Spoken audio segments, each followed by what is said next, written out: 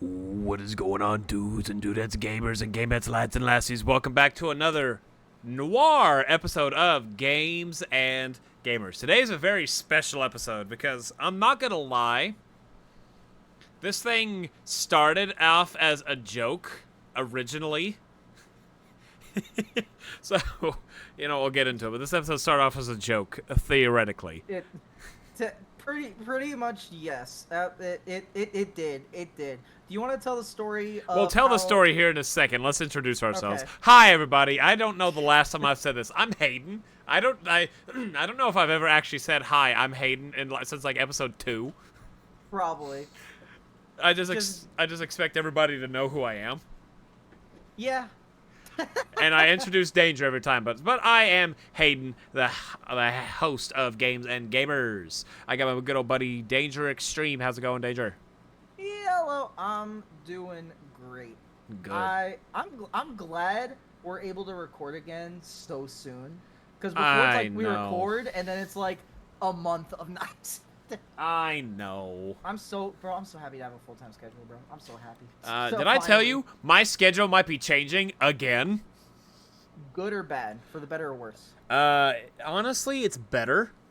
Good. So my job right now, I work Wednesday through Saturday. Gotcha. And here, let me tell you this. I can't go like name-wise on this name drop of company. But yesterday at about 4 o'clock, it's 30 minutes before we close, I got told by our new boss, like our new under manager, like a second in command boss. Hey, your Wednesday through Saturday schedule may change to Tuesday through Friday. So just so you know, work this Saturday, expect to take a half, and expect a call on Monday to come in Tuesday. I said, okay, that's fine. So I get my plan. Great, that frees up Saturdays. I can hang out with my buddies Friday night. That's great. So about 7 o'clock this morning, I get called up to his office. Hey, Hayden, come up here. How's it going, sir? I didn't use that. His name rhymes with going. So I said his whole name so I could say, how's it going? But, so we have a change of plans. What is it? Well, for the time being, your Wednesday through Saturday is still a thing. So I'm sorry for telling you that yesterday. I was like, oh, great. My hopes. Gone. Reduced to atoms. Reduced to fucking dust on in a warehouse. But no, it's I'm hoping it does, because honestly I miss a lot of shit going on, because Friday nights buddies are off having fun. I'm in bed by like 8 o'clock for work to be up at 4. Yep. Bro, okay, I'm not gonna say where I work, right? I'm not gonna say where. You work in a drug dealer store. No. I work retail. And it was super funny because one of these days you texted me, hey, are you available either like this weekend? Are you available on the weekend? I started laughing. Hey, I didn't know your schedule. Don't laugh if I don't know. I don't. It's just so funny. Hi, you don't know something I've never told you. Ha ha ha ha. I know, but not often. It's like every like 7th person in retail gets the weekend off. It's very rare. But yeah, so yeah, I do. But even though like I work today, but I got a schedule to where I can stay up and record now and still be able to get enough sleep to work tomorrow. Yeah, wow, like must be nice. It's fine. Must be nice. Nah, you'll get there one day. Yeah, no, I mean, I can't wait. I'm supposed to be getting a raise here soon, bumping me up to a good total of money, an extra $3. Let's go. That sounds great. The amount of video games. And I can now play video games, finally. I can go back to playing video games and whatnot. Dangerous hunting for a game at me. Any Games and Gamers fan out there, if you happen upon a Switch version of Colot, please send it my way. I have not been able to find it. It's a hard one. Danger, did I tell you I got a physical version of Firewatch? Yes. Yeah, it came in. It's so pretty. I love that case. It's so pretty. Firewatch is such a good game. It's so underrated. I haven't seen all of it. I've seen like the first like maybe 15 minutes of it. We're gonna have to review it someday. Someday. But for today, well, we got our what the media. So Danger, what is the media with you? Pretty much the only thing I've really been doing right now is Dokkan Battle. 9th anniversary. Finally back into it. I still have not gotten Beast Gohan. I don't know how many stones I am in. I have been summoning left and right. I think I'm at most 300 now. I've done like I- maybe 3-4 rotations. I've lost count. I just summon when I can summon. I haven't really put a whole lot of time into Dokkan recently, which is a shame. I've been finally putting time. I finally been able to, but yeah, I haven't really been doing anything. Like, I haven't touched any of the Magnificent Battle. I touched the first Magnificent Battle, that's it. I haven't touched any of the boss rushes. I touched the boss rush when it came out. I haven't touched any of the new Red Zone stuff, any of the Super Battle Roads. Like, I have like 50 to 60 stones at least. Not even counting the Easy A's that I haven't touched. Yeah. I think I might be finally done with Dokkan. It's an end of an era. Yeah. I think I'm finally. I haven't been able to play it for like 6 months. I'm finally back into Dokkan. Finally, 6 months later. But yeah, my only other media thing is I've just been watching other just video games and stuff. I don't know, but I've also been playing. I've been playing this. Have you been watching the hit new channel, All Around Gaming? No, however, I am drawing. I am currently in the works on a thumbnail for that channel, though. I can't go into details about it. Oh, you can. By the time this, I'll talk about it. I don't care. Because I've already started it for All Around. Right now, I have beat. God, what have I done? Yeah, talk about your channel. God, what have I done? A lot. So right now, the channel is God of War, Skyrim for the first time in my life. And I just beat Metroid Prime. I'm now in Mario Sunshine. Nice. And I'm starting to fuck around with VR. I got a PlayStation VR. I'm fucking around with that. I got an Atari. I'm trying to get it up and running. Yay. My least favorite console I'm trying to get going so I can sit there and be like, God, this looks horrible. That's all it is, man, this looks terrible. I don't even fucking need it. Can I just Google play Atari games? It probably runs on such a little engine, I could literally just play it like a PS1 game. If web browsers can run PS1, I'm sure they can run Atari games. Probably. Most likely. I'm gonna go play E.T., because I have it physically. Yeah. Just so you can say you've played it. God. I think that'll be the one that I'm like, you know what? I don't want to play it. Has anyone even beaten it? I've never seen anyone It's been beat! It's been beat! But is it even a game? it's a something. It's a something. It's a something. Do we want a video game history lesson? Not today. We today are going to talk about. So this is a funny story, which this is going to sound really insulting, but okay. We're about to praise it the rest of the thing. Go for it. So I went down to visit Danger in April. He's about 3 hours away from me. I went down to visit him in April. On my last day there, full day there. We went to a GameStop outside of, not far from his house. And I was looking through the things. Man, I want to get some other stuff. I got myself a Yu-Gi-Oh! Funko Pop, the Cyber End Dragon. I got some random games. They added to my like 45 games I brought back. And then Danger has a brother that said, "Hey, Hayden, look at this one. You ever heard of this one?" I go look at this. It's called Chicken Police. Paint it red. I've never heard of this. I look at it. This is weird. What the hell is this? It was $10 after a very unthorough convincing, because nobody tried to convince me to buy it. Legitimately, nobody said you have to buy it. I got convinced to buy it. It's like, why the hell not? And I tossed it into the collection. I played it immediately whenever I got home. A day later, I needed to recuperate. But I essentially played it whenever I got home. And I don't know why. That was some of the best $10 I've legitimately ever spent.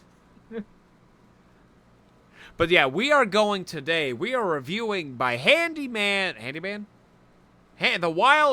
publisher is Handy Games, but the developer, the Wild Gentleman, published by Handy Games, Chicken Police Paint It Red. Chicken Police Paint It Red is a 2020 little point-and-click noir-based comedy game, which I went in not knowing anything. I'll be honest. I just heard it was funny. It was $10, so I was like, you know what? Why not? Let's see. What's the worst that could happen? Worst that could happen is it sits on my shelf.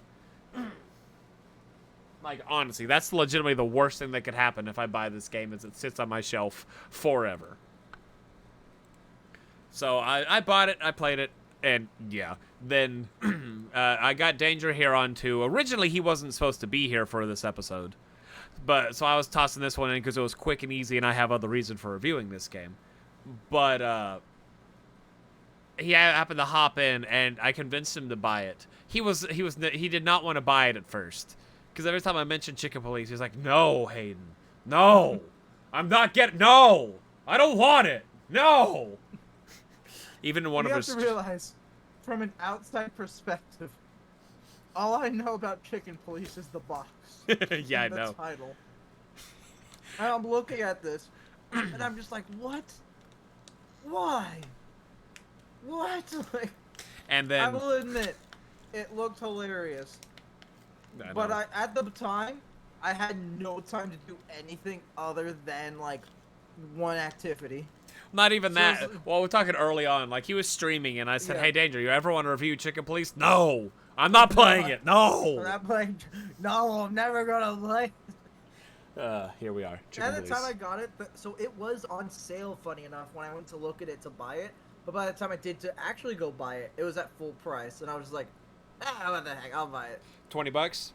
20, I think $20 if I'm correct. See, that's not bad, honestly. This game. Still not bad. This game's definitely worth $20. I'll tell you this right now, people. This game, I'll say this right now. I don't typically go prices on games too often. Nintendo games, I will talk shit on because their games have been out forever and they still have full price. But I'd say Chicken Police is worth $20.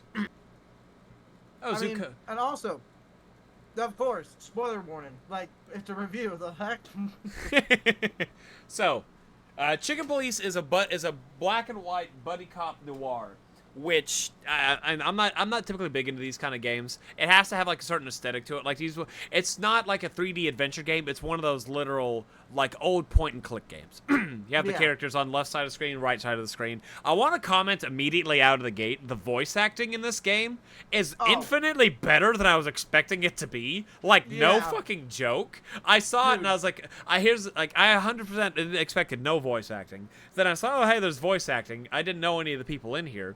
And then I heard it and like fucking they put their heart and soul into it for some of these. Dude. Yeah. Okay. Here's the thing. I'm also going to talk about this for a minute. I myself. In the future, I really, really, really want to be a voice actor. And so I always love hearing like different people's voices in games. Like, dude, one of my favorite voices ever. Oh, that's not where I thought you were going. Okay. No. Cell in Xenoverse 2, dude, he's amazing. You get every character in the game, right? Like some people did good, some people did bad. Dude, the voice actor for Cell in Xenoverse 2, he put his heart and soul into that character. Dude, I love whenever that voice actors. I'm not. This is how do I say this? I'm thinking of like Stellar Blade. Stellar Blade had some mediocre voice acting at moments, and that's like a AAA $70 game.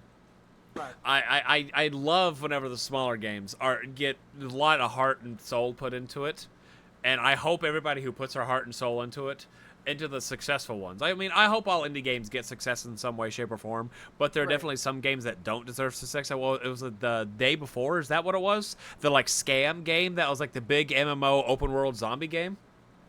I think so. Like that one was a scam. I know what you're talking about. So but I know exactly what you're talking about. Like stuff like that. I don't want those to get stuff, but I want some of the actual indie games. I've talked shit on indie games. Hayden, edit in somber music. I've talked shitty about indie games before. I've talked shitty about indie games before. And I've played a few indie games this year that have changed my goddamn mind.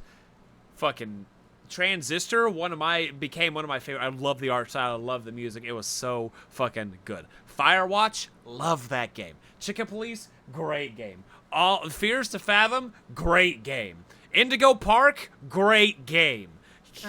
I had fun with this. I like the effort that goes into it, so I apologize for any indie devs out there that I have offended. I have changed my ways. Indie games could be the way of the future. Indie games been good for a while now. Indie game is still funny.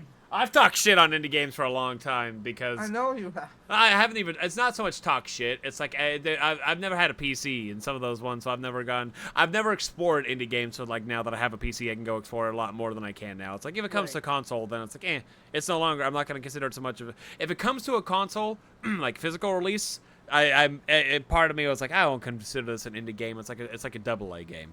But yeah, no. So, do we have anything else to say before we really get into this game? Not that. Great. There's a lot of stuff in this game that I want to talk about. Great. So, Chicken Police. God damn it. Chicken Police starts off with a character named Sonny Featherland. Just in case people don't know, looking at the picture or whatever. This is... Think of this like Zootopia. I feel like that's the easiest way to explain this. Don't you dare. Tell me. Ever. Tell me this wouldn't be happening in another world area of Zootopia in that whole world. Tell me this. This is much better than Zootopia.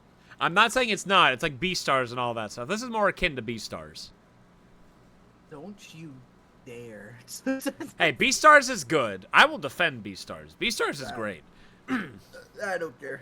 But anyway, basically, Sonny Featherland, he's an old private investigator. Had a little bit of an issue and is now on leave. He has like 161 days or 121 days. One of those two numbers left until he can retire from the force. He comes home, he talks about that, my life was turned upside down whenever I met that man over there. He goes back to his apartment and he is met by a gazelle. I don't know what animal she is. But he's met by an animal. Oh, I knew the name. I knew the name. Hold on, I'm looking it up. I'm the computer man. But Deborah Ibanez, lady comes out of the shadow, and now you're introduced to the game. This is where the voice acting, like you are seeing a little bit more of the voice acting of the characters. Like Sonny Featherland, the voice actor does really well. And yeah, these two characters alone showed like, oh yeah, like there's good voice acting in this game. There's good voice acting out there. Because the first character is like, oh man, this guy actually like sounds good. I wonder who the next character is. And then this other side character also has good voice acting. Like I'll say this right now. There's not one character in the game that has like bad voice acting. Not a single character in this game has bad voice acting. No, you're wrong. No. The Fly. Oh, you're right. You know what? I will say I will disagree with you. He was really good at not talking. God, no, I will disagree with you. He was so bad they didn't want him to speak. Could you imagine? They hire him on not to say any words. That's amazing. But anyway, so Miss Ibanez is here talking to Sonny Featherland because there is an issue with her. I guess she called her a mistress. Her boss, pretty much. Yeah. She's getting blackmailed. I believe she used the phrase mistress. She is getting blackmailed and all sorts of shit is happening to her boss. So she's asking for Sonny Featherland because apparently he's the name that she was given her boss in order to try and save her.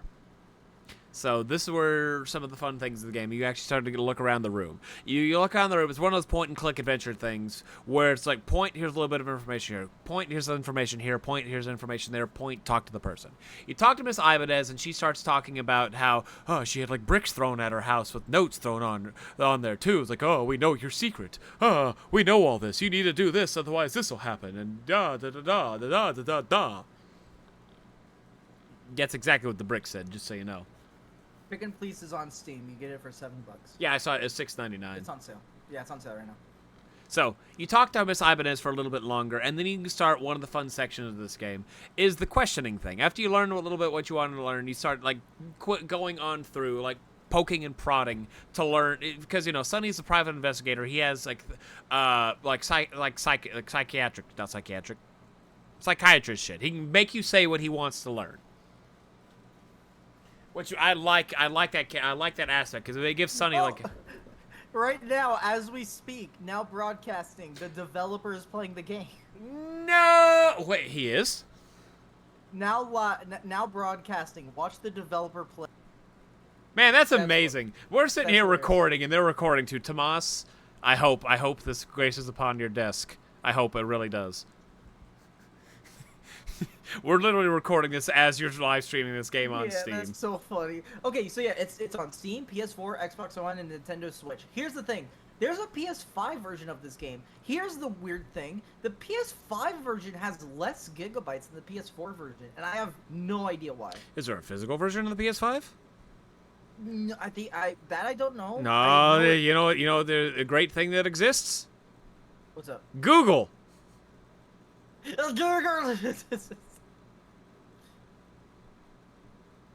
There's not. There's not a physical release of the thing. PS5 version? I'm not surprised. You probably just get it upgraded to PS5, honestly. Yeah, no, you do. That's probably literally it. Hey, wild gentleman. If you ever make a PS5 version, They did. Oh, you mean the physical, shoot it my way. So, anyway, you talk to Miss Ibanez, and as you start interrogating her, it's an interrogation scene. You're given an option of, like, she'll say a little string of words, she'll say a little, like, string of sentences, then you're given 4 options to say, and you want... I didn't notice this, but you have, like, a good and a bad meter. Like, you can say the right thing, you can say the wrong thing. Yes. One of the I think this mechanic was fun. It was, but one of the complaints... Did you not notice it till later? No, not that. I didn't notice it affecting anything at all. And, like, even on the second playthrough, I didn't notice anything changing. And I don't know if that was me saying something, but I never noticed any actual change with it. Did you? Like the meter? Like the meter itself is like, here's a negative reputation. You think if it goes negative, okay, we're done with this interrogation. But I never got to that point. No, like there was one time later on I did out of pure curiosity, and I didn't hit 0, but I was at least expecting answers to start changing and altering, but nothing was changing. Oh, I got you. So, like, one of my few complaints about this game is I wish that meter actually meant something in the grand scheme. Like you got better answers or something. Yes. If it was higher. Yes, all you can get out of it is a achievement. You can 100% the game if you if you ask all the right questions and get super positivity. I didn't notice anything. Let's say if I go, Miss Ibanez here, because as you're sitting there talking, you learn that her mistress. What the heck is wrong with my chair? I have hit something solid, but there's nothing solid underneath me. What the hell? But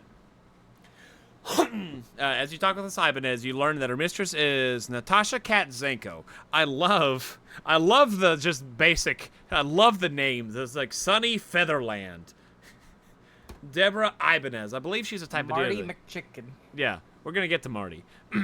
But you have like all of them. I love that each of the characters like represents their animals. But I would have really loved if you run to like Sunny Bearclaw, Natasha Leatherback. How funny that would be if it's like a completely different animal as their name. Oh, I get you. Like it's just, like same name, different last name or something. Yeah, and it's a complete it's like a different species thing. What are you? I am Natasha Humpback Whale. Oh my gosh. Just something like that. That's a fun little thing. So they take up the entire background. Mm-hmm. So you do that, you learn her whole thing, and basically, essentially, here's a short and sweet version of it after you talk to Miss Ibanez, is you need to go to the precinct and get information because you have an idea on who it is, because Ibn Wessler's the name that popped up that theoretically could do something. You need to get information on Ibn Wessler, but you also need to get your old buddy back. Marty McFrickin' Chicken. Did you by any chance mention the part where he reads the note? Oh, it's all I kind of said that. Like, yeah, like at the opening aspect of it. Yeah. The whole reason he's even interested in the case at all is because his wife Molly was mentioned in it. His wife Molly was mentioned ex-wife. In it, and the ex-wife was mentioned in it, and even in the beginning it's talked about how his wife left him, took their daughter. But that he gets a note from Natasha Katzenko. In it said mentioned Molly. Natasha, it mentioned Molly. Yeah. Though my wife told me about you. Your ex-wife told me about you. Yeah. It's like what the cluck is their name doing in there? You know what? I gotta point this out. I have to. The humor in this game is top notch. But at the exact same time, there were so many times I regretted that I laughed. What do you mean? Early on in the game, it's talking about the interrogation. One of the things is it gives a tutorial, and it's like if someone seems suspicious, you can interrogate them. And it's like, Sonny, it's a little like crude hand drawn. You are suspicious, and like I am suspicious. Then it cuts to Sonny's choking them out. Why are you suspicious? I don't know why, but it's so funny. You're suspicious. I'm suspicious. Why are you suspicious? No, they didn't ask. They said, yes, I am suspicious. Why? I don't... It's just that kind of humor. The what and then the cluck. Very few fucks were said by Sonny. There were a lot of clucks, though. Yeah. Dude, and it's so funny later. Like, when we get to it later, it's so funny. Like, this game itself, I'm seeing if I can actually find the thing really quick. I said it whenever I was playing it with my buddies. I started playing it. Why? My friend sent a bottle of tequila. Tequila sucks. Yeah, but in the beginning area, you pretty much go around sort of his office area, which is like his home base. But you also inside you get like in a drawer you collect his gun, his fake badge. Apparently it's literally a toy badge. But also you get a cigarette.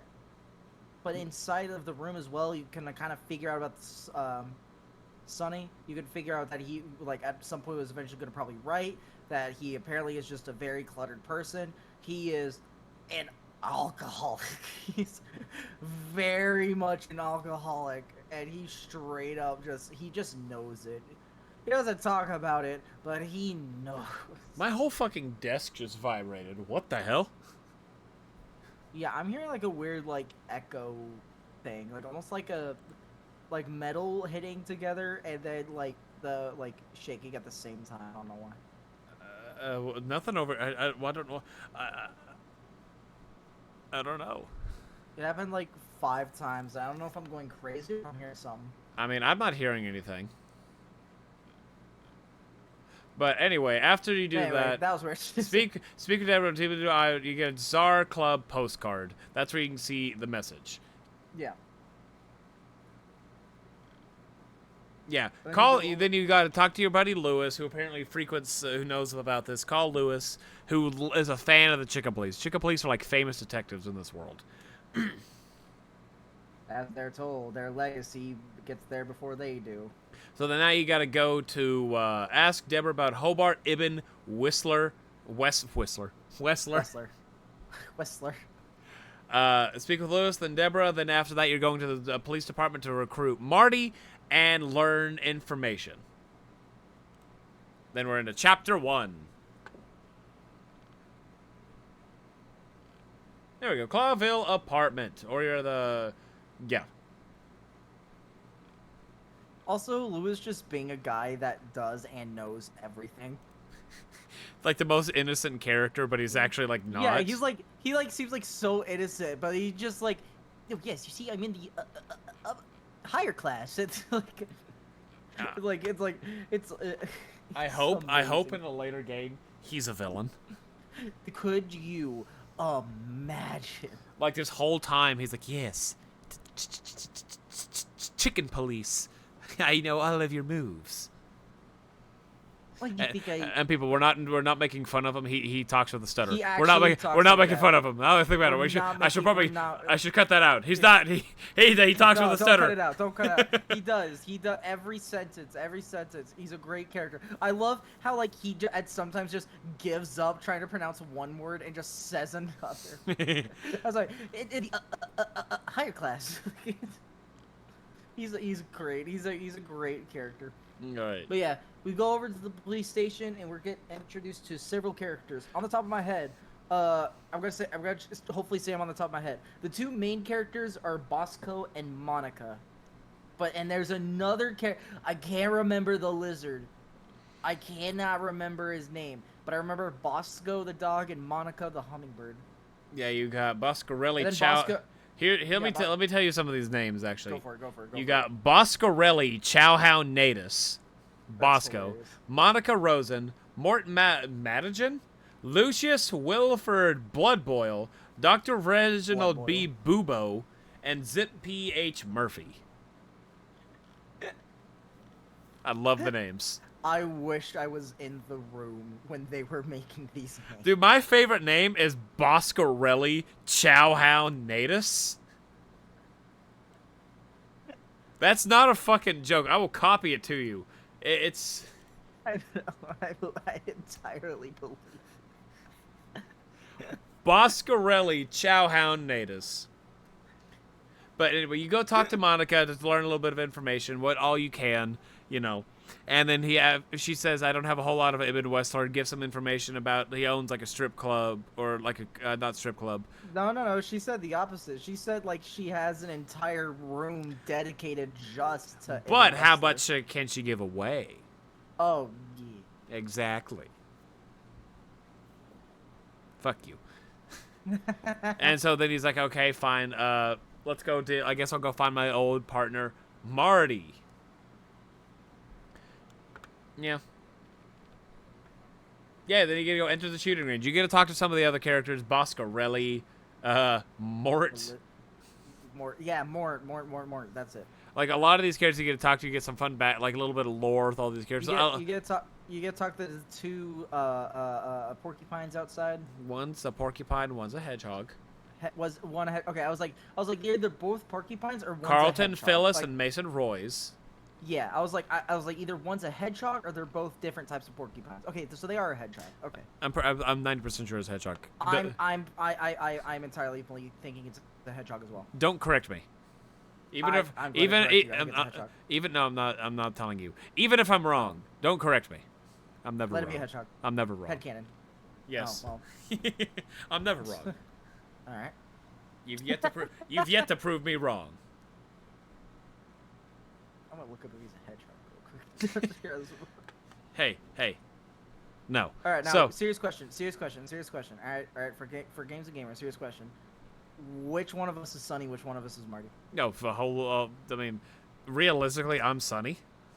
Yeah, okay. I assumed so. I like looking at them. I'm just like, you're Sunny. I'm Marty. I got the personality of Marty, but I got the personality of Sunny. You're neither. Realistically, you're neither one of these. Neither, not really. You're fucking Lewis. You're like a lesser Lewis. Yeah, now that I think about it, I like resonating with like 5 characters in this game. I have a problem. That is a problem. I'm Sunny, I'm Marty, I'm Boobo, I'm Zip. It's like that one ad where it's like you answer these questions like you're most related to this character. And it's like a 25. It's an even. I've never seen this before. It's unprecedented, but it's a 25% for all of them. Yeah. So anyway, you go talk to Marty. You and Marty have not chatted with each other in quite a while because apparently you guys had a little bit of a spat on a New Year's night. Also, I want to talk about one funny thing that you notice as you go talk to the characters: the animal racism. Oh yeah, dude, it's so funny. Like it's so. So funny you've been eating flies. Yeah. Shed any skin? Shed skin like you molt feathers, you stupid bird. I like everybody just hates everybody. I love it. There's so much animal racism in this game. Racism itself isn't funny. Right. But this is funny. This is funny. This is animals. It not only is it animals, but it's fake characters. Like it's so funny, and it's so funny with the era it's in too. Like this is clear, but it's like it's mutual between everyone. Like everybody hates everybody. That's 100% what it is. Even if they love them, they still cannot not make the joke. Oh no, they hate. There is no love. It's all hate. It's all just putrid hate. It's amazing. I love humor in this game. I know. It's great. But yeah, so yeah, apparently what happened is they had some sort of dispute, and Marty shot Sunny in the leg. And the head. And the head. Mostly the leg. He describes his leg a lot and how he'll limp forever. He had to get like 12 pellet shots out of his leg, shotgun pellets. Yep. You're pretty bad. And you want to what's really funny is he shotgun pellets. You know what he used on him, I believe? The bird shot.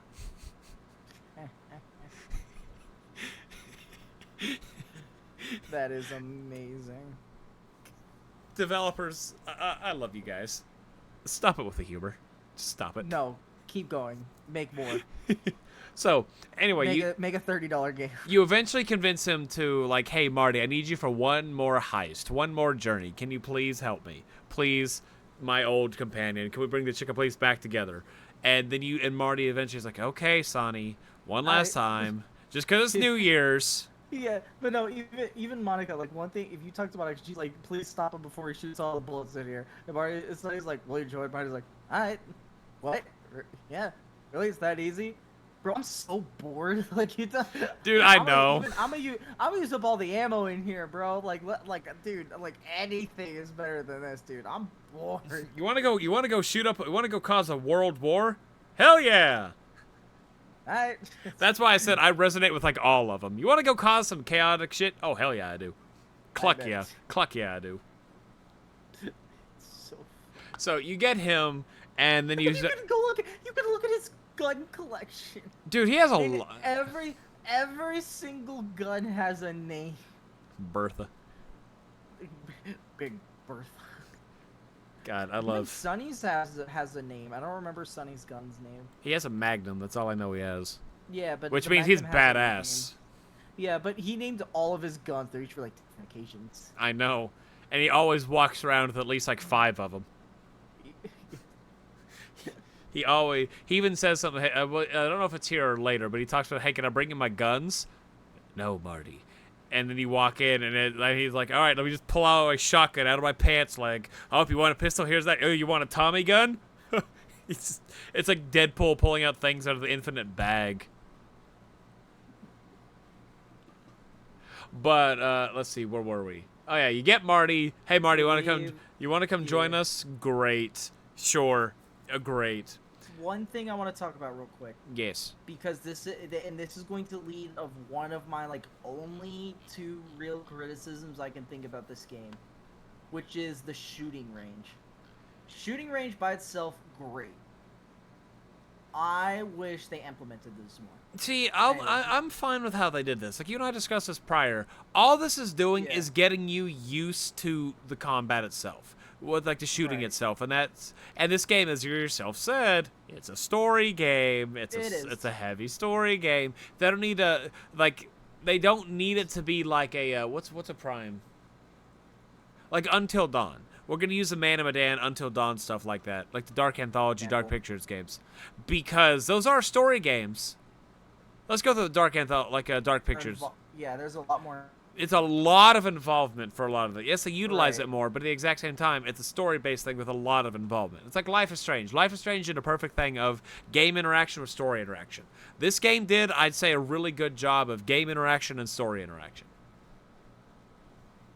Yeah, this game is definitely a storytelling game. You said it here. Anything he says outside of this is him just being picky.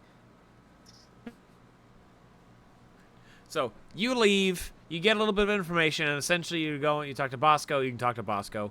So then you run to Blood Boil. Blood Boil is the boss, and he's like, hey, Sonny, why are you here? I thought I told you to stay home. We also learned that Blood Boil just does not like him. Also, he swears like a sailor every sentence. What the fuck are you doing here? Get the fuck out of here! Where the fuck are you going? I mean, Danger. I'll tell you this: if there's somebody you don't like, you swear a lot more towards somebody you don't like. So I understand his sentiment. But it's just so it's every cent. It's just so funny. What the fuck? Yeah. And here's like he emphasizes it every time. It's like what the fuck? Don't you get the fuck out? I wonder if that's supposed to be like a bit with him being a dog. Like it's like him barking the word. Like that's so funny. God, I hope so. I like that. That's what I imagine. Like it's like if that's what y'all did, that's great. That's amazing. But that's like just doing it, mimicking him to be funny. Like it sounds like him barking the word. Like what the? Well, here's also the thing. He's a dog in charge of it. He's the one barking orders at everybody. So anyway, afterwards, then one thing you're allowed to do in this game is every once in a while, whenever you go to different areas, you have maps. Go pick up point A or point B. Sometimes you can go to other areas and look at some things for like a limited time. It's limited scenes, stuff like that. Like whenever you leave, after you basically tell Blood Boil, hey, we're going to go out and have some fun, just night on the town kind of thing. Because he explicitly said, hey, no more shit for you, Sonny. There won't be any more shit, Blood Boil. Fuck you. But, yeah. So, You can leave. I don't do anything except do anything. Yeah, you can leave there, and then you can go to the main place, or you can go to another one. You can go back to the hotel, which I'm looking at some of these, which is a. Apparently, I didn't see it, but whenever you can go back to Hotel Atlas, which is where Sonny lives. Also, I want to talk about this. So Lewis is the manager of the hotel, and Sonny's the only person that lives in the hotel. Yeah. That's funny. I don't know why. Like, I just like the idea. It's like, oh man, maintenance. What room? And I just, like, have you seen Wallace and Gromit? Which one? Curse of the Were-Rabbit. Yes. So you know how in there they have the light with all the people in the town? They flash the light, and it's like, oh, this person's in trouble. Oh, this person's in trouble. Here's a little alarm. Oh, this person's in trouble. Right. I like the idea that Lewis has one for all the rooms, and he's just sitting there just reading a newspaper. He hears a ching ching. Oh no, which room is in trouble? And there's only one, and it's always that one, and you can just see like the lights burnt out. But he's always like it's always like, I wonder which one it is, and it's always. And I'm now imagining it funny. It's like, you remember the show Wonder Pets? Oh my gosh! Yes. He gets ready. He starts singing a song. The bell is ringing. The bell is ringing. God, I miss Wonder Pets. Gosh, dude, yeah, that was my childhood. But apparently, I didn't know this. There's a picture of the wild gentleman in there.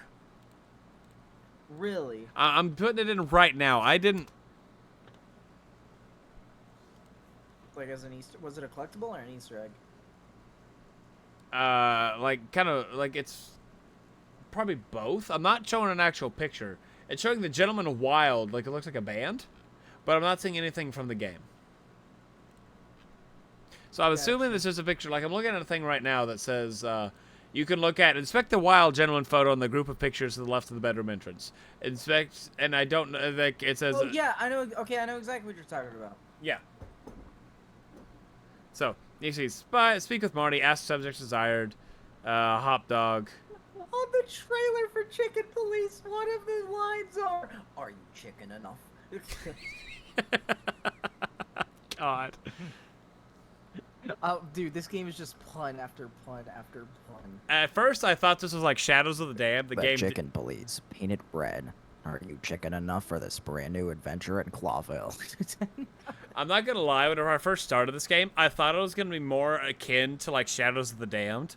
You don't know that one, but that one, you should go watch it on my channel, All Around Gaming. But the game itself does not take itself seriously. That's what I thought this game was doing at first, is just not taking itself seriously. Here's a little fun buddy cop noir. By the way, you're going to go talk to Zip. Zip is one of your, like, information brokers who knows a lot of the stuff.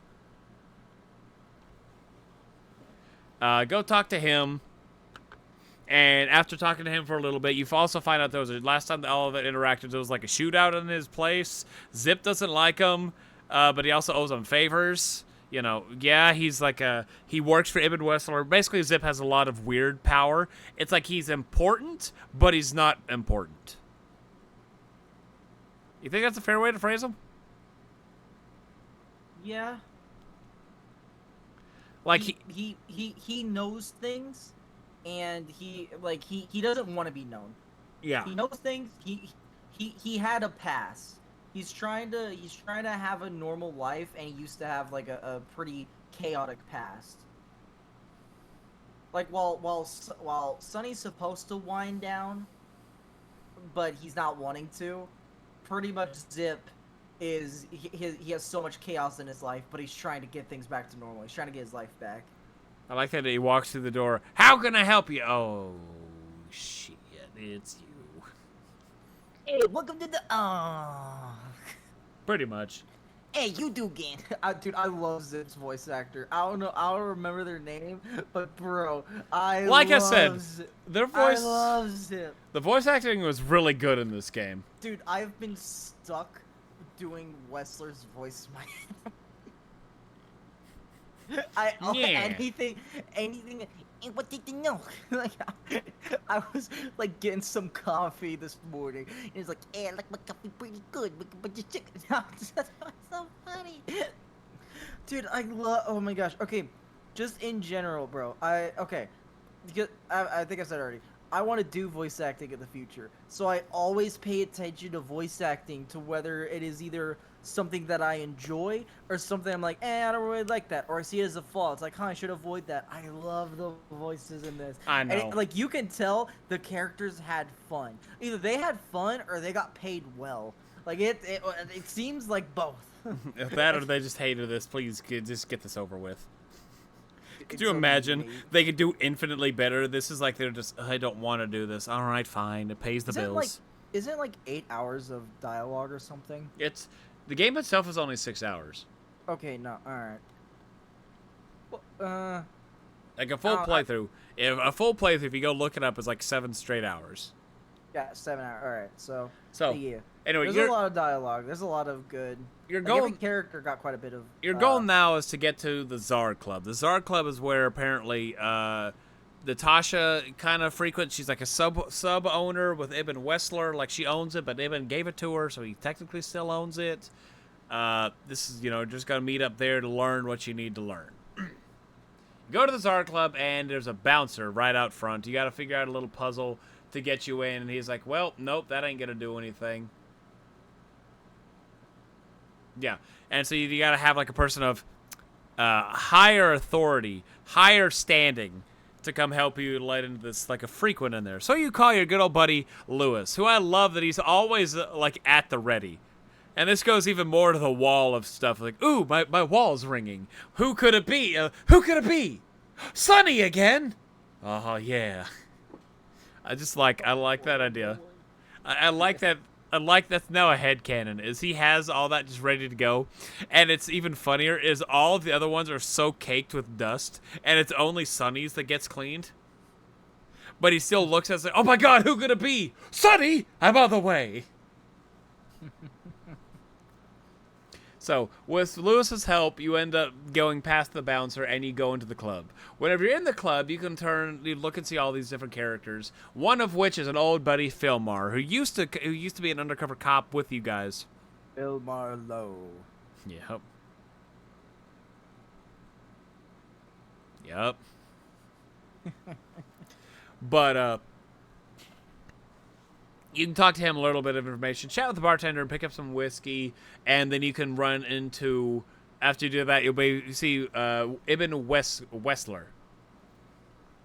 This thing says Wesker. I'm pretty sure it's Wessler. No, it is Wessler. It is Wessler. But the one I'm looking at says Wesker. That's funny. So you can talk to him, ask all the questions, and you start basically you also get, he has a little like a, what do you want to call her? Like a secretary? That's a crow that Marty has had relations with. An attendant. And you also find out that Marty is Quagmire. Every female character he's had sex with, it seems like. And if not, he's going to. His two weaknesses, gun and women. So what's he going to do whenever a woman shows up with a gun arms? I know.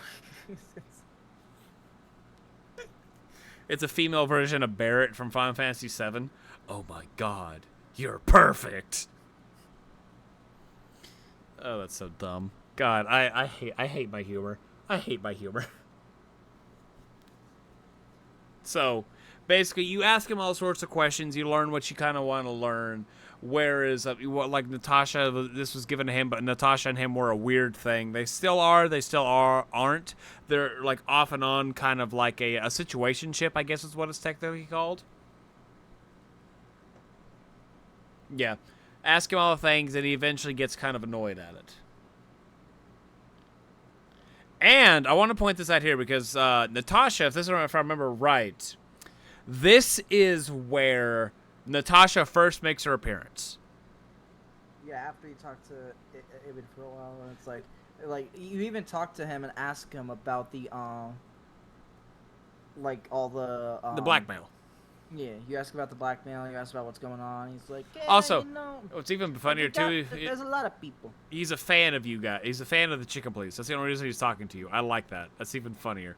I'm a fan of you guys. I'll answer your questions. What you got? You guys are pretty cool. What think you you got? guys are pretty. You're pretty hot. What you got? What you doing? What you selling? What you thinking? Why do you sound like a robot version of him?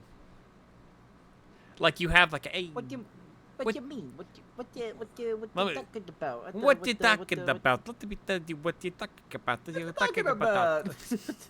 Anyway, so as it goes on, I want to point this out because this game is black and white. We're maybe about an hour in. This game is solid black and white. Natasha Katsenki, you know, I guess Katsenki. Yeah, Katsenki. Well, that's her last name, right? I thought it's Katsenko. Is it Katsenko? Must say Natasha Katsenko. I thought. Okay, I was like, okay. I swear it's Katsenko. I think you're right. I hope I am, or I'm crazy. Man, I might be crazy. I'm pretty sure it's Katsenko though. Yeah, it is Katsenko.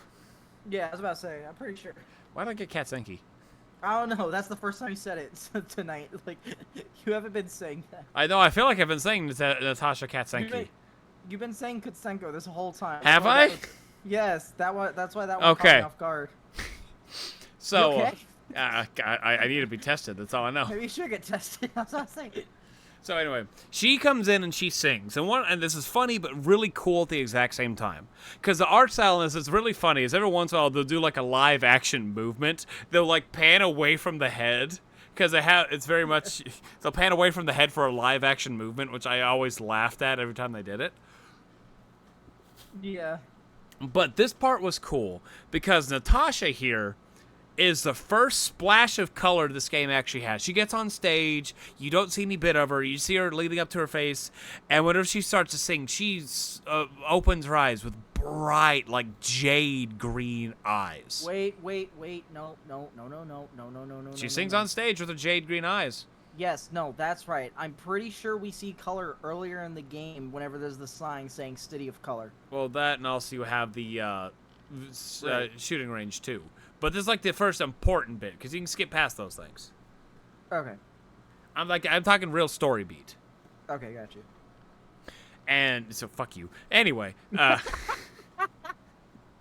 so I pay attention to the game. My bad.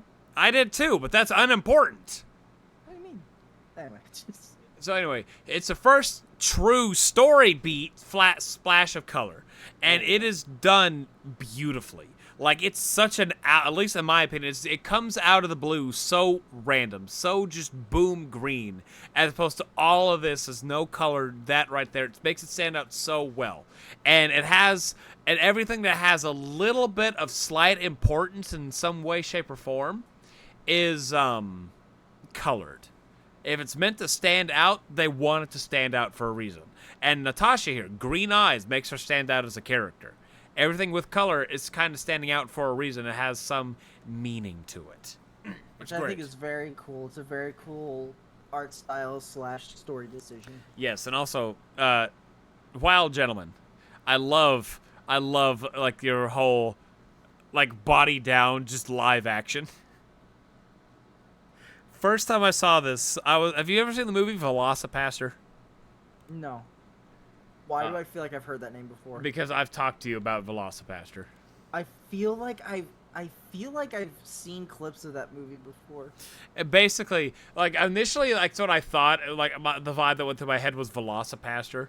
Was, oh, this is great. They have a budget, and they want to put the budget to the right things. So whenever they don't, so they like just let go this for like a cheaper thing. It adds to the charm of this game. But Natasha sings, and then she comes and talks to Sunny. After she talks to Sunny, she's basically like, hey, come meet in my room in like 25 minutes. We'll talk there. That way it's secret. All right, I'll knock on your door. And it's like just a very generic 1, 2, 3, wait. 1, 2, 3, wait. 1, 2, 3, knock, and we'll go knock on the door. 3 knocks, a pause, then 3 more. Yeah, I think how he phrased it. Yes. 1, 2, 3, wait. 3 knocks, pause, 3 knocks, pause, and 3 knocks. No, I think he only said it twice. No, he says like 45 different times. Could you imagine? I don't think so. No, here's what I like the idea that it actually is like 45 separate times. Do not do it exactly 40 times. Do not open the door. She's sitting there just like 1, 2, 3, I lost count. 4, 5, 6. Okay, that's not him. Yeah. So, let's see here. Natasha. Yeah. I'm pulling up the thing. I'm trying to find a good spot where it is. Speaking of Natasha, questioner. We've got to talk about her performance. Her room is very expensive. Then she asked, she's secret admirers could be one of the threats. Any material evidence concerning threats? What was in those threats? Philmar. I'm reading through some of these things now. Philmar low. You get question Natasha after this, and it's literally just her explaining, I don't know anything about this. All I know is that somebody's trying to get me. And I'm concerned. After a little bit, you end up getting the weekend house key from Natasha. Yeah, she even tries to play off that she is completely fine. Like, it's constantly phrased that she's a dangerous character, but then also Sunny's like, I can see I can see through everything you have. You're terrifying. You're horrifying. You don't know what's going on, and you're afraid someone's out to get you. And so, but it's like Sunny just he's very clearly a detective. Like, it's implemented in the story several times. While everything doesn't seem to be up front, and heck, you may know something. Like, you may know what's going on somewhat, but he also is able to pretty much figure it out, and he says it immediately. And he's able to figure out before other characters do. To where even at times, like, he'll know things before Marty even thinks about it. I mean, if Marty's out thinking to you, there's a problem. Hey, you know what? Now that you mention. Yeah, it's very cool. I love the way they built these characters. Yeah, all the characters have a lot of depth to it, which I really like. Yeah, even side characters. Mm-hmm. So, get the thing. You have another one that's limited scene. You can go back to the Clawville PD, which it's unimportant. Oh, you forgot an important thing. You talk about Philmar? You talked to Philmar? Yeah, I said you can speak with Philmar already, and you get a strange list of names. Okay. He gives you a strange list of names. Theoretically, could be one of the ones that might have something to do with what's going on. Then you can go to the weekend. You can go to the weekend house.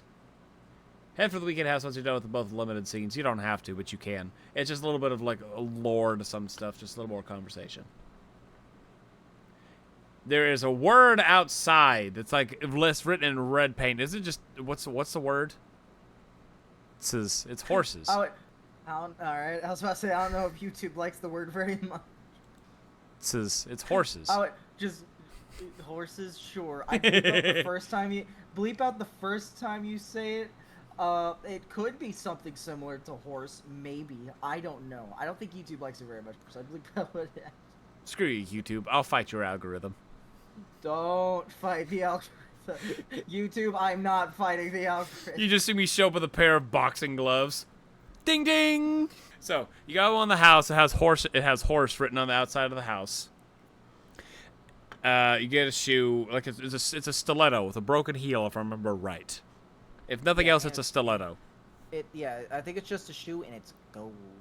Yes, the color. I love the splash of the color. Go inspect the entrance itself. Nothing goes in. Then you go back to the trunk and grab Big Bertha. Big Bertha.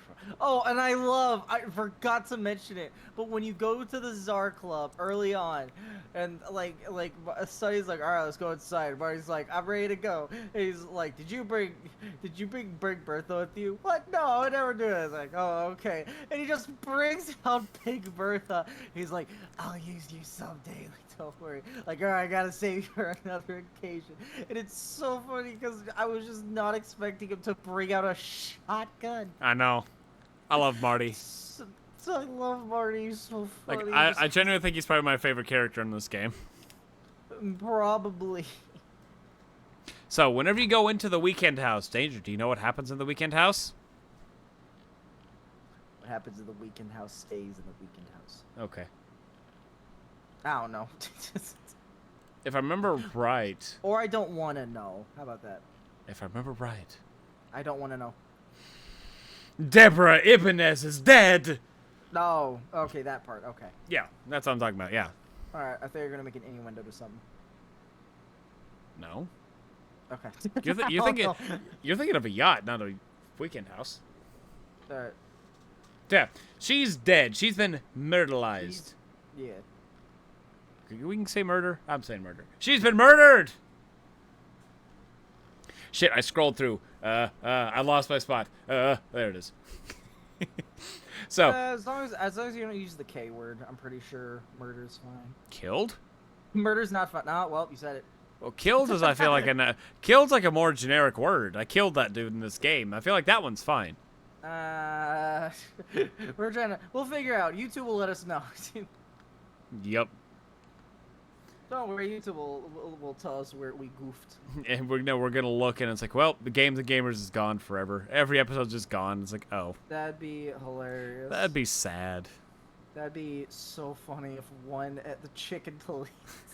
The chicken police. We start getting a lot of traction. It's like, no, take it down. It's both our greatest weapon and our downfall. So she is murdered. She is dead. She is killed. She is like stabbed. She is just mutilated in every way, shape, or form. One of those words is gonna get us banned. I don't know which.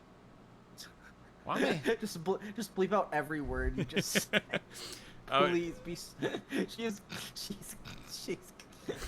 Okay, but yeah, and so you have no idea what's going on, and the thing is when you look at it, they're both able to figure out that it doesn't seem like there was a struggle. It doesn't seem like what was going on. The thing that they're able to put together is it seems like she knew whoever it was, whoever the person was. It seemed like it was a very and honestly, I don't think it's ever explained how she was killed. Oh, she was stabbed.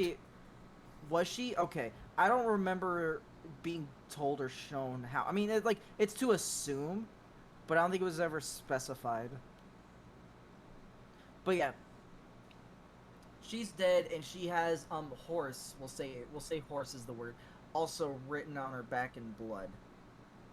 Yep. That damn horse. You're looking around for basically, Sonny's like, we should look around. Mario's like, how do you know what we're gonna look for? And Sonny's like, you just got that feeling, just something that catches your attention more than anything else is probably what's gonna be the thing we're looking for. He's like, all right, better guess than mine, better logic than mine. So you look around and you end up seeing a picture of Natasha Kutsenko and her family. And then and what I love, dude. Okay. Oh, bro. Okay, I gotta say another thing. I think this is, you know how okay. Let me reset. My brain took off. Okay. There are several games that have fun gameplay mechanics that I just love. Like Resident Evil, I enjoyed the map mechanic. One thing that I love about this game is the journal. Yeah. I cannot remember a thing to save my life. I don't know what it is. It turns out I may actually have ADHD. I don't know. Danger, I've told you do. You told me. I've been told by a lot of people. Apparently, I do. So it's hard for me to. It's hard for me to remember things, and my brain takes off.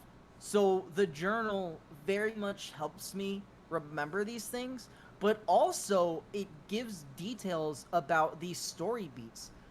But not only that. The journal, if you go around enough, gives you more lore about things going on. And so what's already a pretty interesting game telling you, like characters telling you stories about these things, the journal can end up going into even more detail with these like newspaper slips. And I think it's a very fun mechanic. I really enjoyed it. Whoever thought of this, whoever made this, it's great. Especially the like individual character ones. That's also really cool. Yeah. Like, a lot of work went into this game. Oh, you can tell. I did not think this game was going to be as big or as good as it is. And it's great. Every time I talk bad about it, I'm going to talk good about it to counter it. And here's what could be the best thing. Continue talking good about it. Eventually, someday, it'll be like, hey, remember that one random chicken police game? I can't wait for that day. I'll hear some random ass person in Walmart not even say it like, "Oh, look, my kid's playing police with the chicken." Chicken police? My head just pops out of the baby food. Did you say chicken police?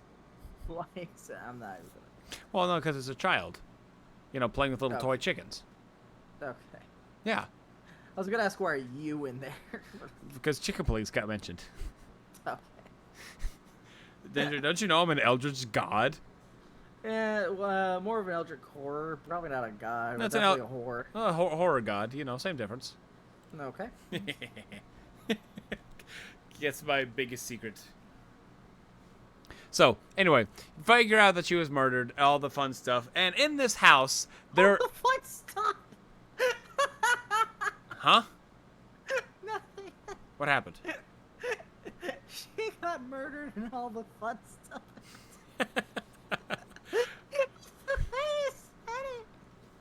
Why did you freeze it like that? I don't think I said she got murdered and all the fun stopped. I saw you. I don't think I said she got murdered and then all the fun stopped. No, all the fun stuff. You got murdered, all the fun stuff, and then... Sorry, just go. Okay, I guess I don't know. I don't know why that caught me so off guard. Anyway, after the murder, I thought I said you find stuff, not fun stuff. Oh, you said fine. I say, like, you got murdered, all the fun stuff. Like, you're just moving along. Yeah, murder. I think I care about murder. Whatever. Anyway. I've played games with murder before. Please. Okay.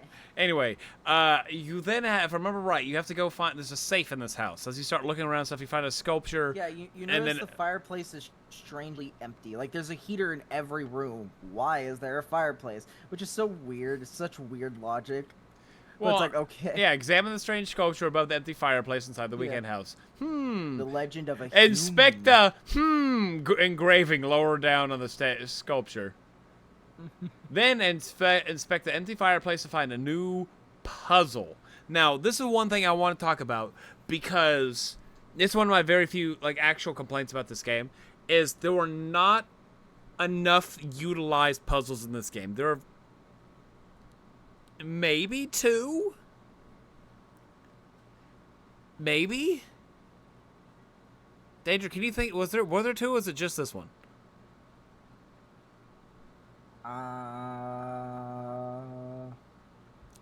I'm wanting to say it was truly just this one puzzle. Like puzzle? Yes. Yeah. Like you actually had to put some thought into it puzzle. Yeah. Probably. I'm thinking I'm thinking of the line puzzle. I'm not gonna go into that until later. That's I'm gonna count that as a mini game. That's not really a puzzle. Huh. Yeah, so that's one of the few... Oh, no, there's another one. Which one? The clock. I guess I don't remember it. You don't remember the clock in the books? If it was, I got it figured out quick. We'll get to it eventually. But that's the only other puzzle I can think of. That's what I was thinking too, but I was like, man, I can't, this one was hard because I didn't remember, go back to the police department. It's basically you have a little picture, you have to, it's 4, dials, you have to get it set to a specific animal, like wolf, bear, dog, lion. Yeah. And you know where you can go this? You gotta go back to Clawville PD to examine the city crest, so you know what the animals are. It was goose... Is that a fucking lamb? I'm pretty sure it was a swan. No. Same thing. They're all evil birds. They're all evil birds. Yeah. So bird, lamb, lion, fox. That was close. And it was a swan.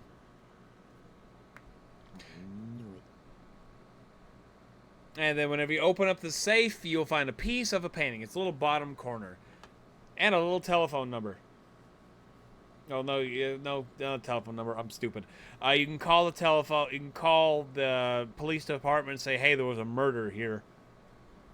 And then you can go... Sonny's voice. There's been a murder! This guy's playing a dude disguised as... What's that? How's that song go? Dude looks like a lady. Da-da, da-da. Dude sounds like a lady. God. Danger. I need help. I need to be tested. Anyway, get this thing and then yeah, go back and then you return to Clawville so you can start learning more stuff. Go back down to the shooting range, speak with Marty, talk with Monica and Blood Boil just to kind of learn stuff. So essentially, Monica's like, I can't tell you too much, Boss Bird, and Blood Boil's like,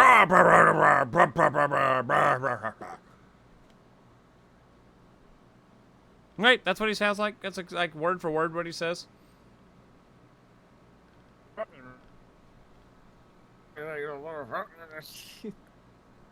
You know, the more I make fun of, like, the thing, like, again, great version of making fun of him does sound like a dog barking, so I... Yeah, he's a dog barking orders. Yeah, like, that has to be what it is. So, yeah, you end up talking all that thing again. You got to go back short range, Marty.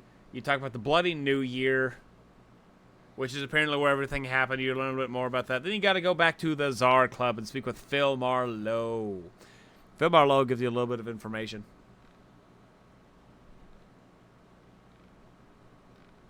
Yeah, these are all just limited scenes, by the way, special scenes. Afterwards, you actually got to return to Hotel Atlas our piece of pieces together. This is one of the other puzzles in the game, but at the exact same time, I'm not going to consider it a puzzle. So this is like one of those like cork boards, the lines leading across to everything. Dude, yeah. Like was it investigate? Is that what it was called? It's an investigation. It's an investigation. Yeah, dude, I wish there was more of this, and I wish it was implemented more. I wish it was harder. I enjoyed this. I enjoyed the investigate like mini games. I thought it was cool. And I wish they did it more. You only get to do this like 3 times in the game. Right. And there's so much stuff you have. There's so much stuff you have, and you're only able to do... You know what I wish it was, honestly? Like the journal, where you can pull it up anytime, you can pull up the investigation board at any time. Aw, man, Danger, you're going to love Alan Wake 2, then. No. But yeah, dude, I wish you could pull up the board at any time, and it could actually help you look for stuff. And it could even help you, like, let's say you get a point to where you're stuck, quote unquote, you just don't really know where to look. You could go there and find it by accident. But the board can also help guide you as well where you should go or what you should do. The investigation mechanic I think is fun, and I wish it was available at all times, like the board. I wish it was harder. Like that too. Here's the thing: for it to be harder, there would have to be more stuff. That's the point. This game has a lot of deepness to it, a lot of actual depth put into it. Because like you have like it's always 3 or 4 different segments you have to figure out, like, oh, this character with this item with this dialogue or this actual like other item, stuff like that. This character with this item said this one line, something like that. Yeah. It's easy to just force your way through. Because you have, here's 3 pictures of a person. Oh, well, you can only, it's a 33% chance, even if you don't understand truly. And it's not like I'm going to use this one. Danger hates the game, but Life is Strange did a really good job with it. Do you remember the corkboard puzzle? Yes. That was, I know you don't like it, but I know you don't like the game for whatever horrible reason, but they did the corkboard puzzle really well on there. You actually had to use clues, and you couldn't just guess. I will say, that is a good example. That is a good, if they implemented like that into Chicken Police, oh my goodness. Like, yeah, it needed to have a little bit more... like, as opposed to forcing your way through, like, theoretically, every puzzle you can force your way through, but there's a way to solve the puzzle. These ones here are literally, okay, you have 3 options for option 1, you have 4 options for option 2, you have 6 options for option 3. You literally guess long enough, you're going to get the right thing. I will give it this. I will give it the fact of this is a storytelling game. See, And well, I don't think they would want too many people stuck and make it too hard. Me personally, though, I would enjoy if it was like that. I would love it. And heck, they could introduce difficulty. Like, they could make it, like, easier depending on how easy. Like, there's a storytelling mode, so every puzzle is as easy as, like, the original, like, Paint It Red is. Or there's more advanced puzzles, like a normal mode. And then there's, like, you could name it, like, detective mode. So you could have, like, storytelling, which is the easy, normal, and then detective. And you could just have these different levels of difficulty, and then that could also increase, you know, maybe how hard the gun game is or whatnot, or any future puzzles. And it could be difficult depending on, do you want storytelling, normal, or detective? Man, Danger, you're gonna love when we play later Silent Hills, because they have harder puzzle modes. You can literally have, like, easy puzzle, normal puzzle mode, or hard puzzle mode. What? I think that'd be fun. I think that would be really cool. Like I don't have a whole lot of true complaints about this game, but I don't like in those kind of things. Like it's set up to be a puzzle, it's set up to be a game mechanic, but the game itself really didn't, in my opinion, utilize itself well because you can just force your way through it. Like Alan Wake 2 is another thing. You haven't played it, but it has the same mechanic where you can just kind of force your way through. You have to follow clues and pay attention, yes, but after enough trial and error, you're gonna like force your way through. This one here is a lot quicker. That's why like I use Through the Life of Strange out there, because in that game you literally have a corkboard of like specific things, and you like deduce. Here's section 1, here's section 2, here's section 3, here's section 4. Okay, here's section 1, 2, 3, 4, and you eventually literally burrow your way further and further until you have 1 point left, like a little pyramid going down. That's a good thing of how they should have been able to, of how they should have done the investigation, in my opinion, is as opposed to just like forcing your way through, you literally use clues. I know they have the clues, you just got to pay attention, but if you're someone who forgets, you can just force your way through. They needed to implement more clue stuff to it as opposed to here's a picture, here's a picture, here's a picture. Or heck, they can easily remove the "that's it." Yeah. Remove the "that's it" and allow us to put in wrong answers. Because yeah, if it was a wrong answer, it'd be like, yeah. Yeah, and that's like it should be like it should literally. That's that's prime thing right there. Is not even like clues like that to be like, okay, is this it? No, this might be something else, but no, this isn't right. That way you can't force your way through so quickly. Yeah, at the end of it. And then, like, give us hints that we're closer. Give us hints that we're closer, but don't tell us, like, we're closer. Marty pops in. Hey, Sonny. You remember that cat lady, Natasha? Didn't she have something to do with this? Yeah, like, if you're having trouble for too long. Yeah. Like, that would have made that a lot of fun. And then just, like, shut it, Marty. Like, I know exactly it. Also, I think one of my the first time this game made me laugh really hard was not within the first 20 minutes of it, because I died laughing within the first 20 minutes. It was when at like every time it's like, oh, cluck this, cluck you, cluck off, but whenever he's talking with Marty, like at some point he says something, he's like, shut the fuck up. Like, yeah, I know. It's always cluck this, cluck that, but the first time he talks to Marty, just shut the fuck up. It's always funny whenever that caught me so off guard, and I just laughed so. It was so funny. So anyway, you got your fill in the strange threats investigation, the mugshot of Natasha and all that stuff. Yeah. See, like this is here, like it's literally like get a mugshot of Natasha, draw a line between strange threats and Natasha, and then choose their address to her. Then strange list. Do that. It's not hard. I wish it was harder, but then anyway. And I will say it's pretty good. That is legitimately our only complaint. I think that's my only true complaint. Right, like, and people out there. And again, they may literally not want it to be hard for their wide audience, which I understand. And yeah, that you could be right. But I personally would enjoy if they did have like these harder segments and areas, and then again, they could have like storytelling for the audience I imagine they're going for, a normal difficulty, make their next game a little harder, and then for people like us add a detective mode. I think that would be super duper fun. Mm-hmm. And then heck, detective mode can like you know how pretty much you can continue. Like, you know, the answers don't really change. For storytelling, it could be like, oh, you get best scenario, figure stuff out easily. But then detective mode, it's like you can so easily mess up and then miss out on things you're trying to find. Or I'm going to throw another one out there because it's a Silent Hill. Silent Hill is a big puzzle game. You know this. And some of the later games have random puzzles. Like it's a randomly generated puzzle within the game. I would like on the detective mode, something like that. I know it'd be hard to do, at least in the way of how they're wanting to tell this game of story aspects, because this is like an investigation, not a fucking 4-digit number that it could be anything on for this number. But have it be like a randomly generated aspect of how it goes, to like a certain degree. Or, you know what, I just add in more. You add more. Just, I feel like this needs to be harder. That's what it all boils down to.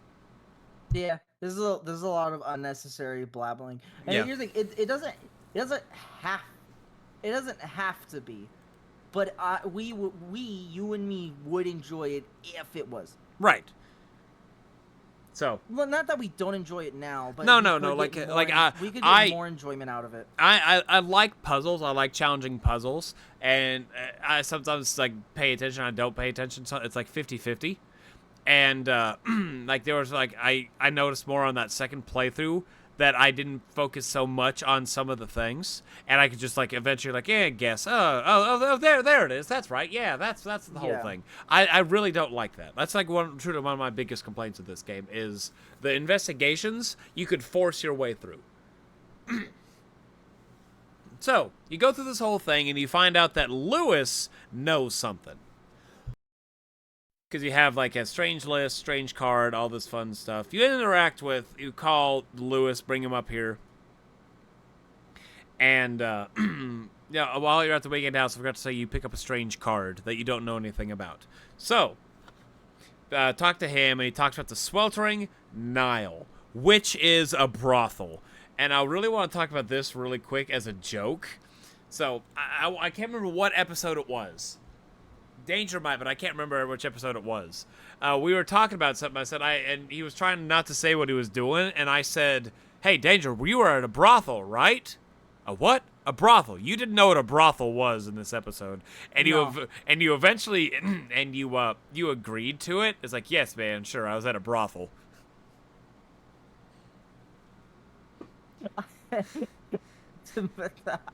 I probably might have. It's like it's like the Black Tiger, more Neptune kind of thing. Is like, sure, man, okay. But yeah, no, like yeah. Now you know what a brothel is, Danger.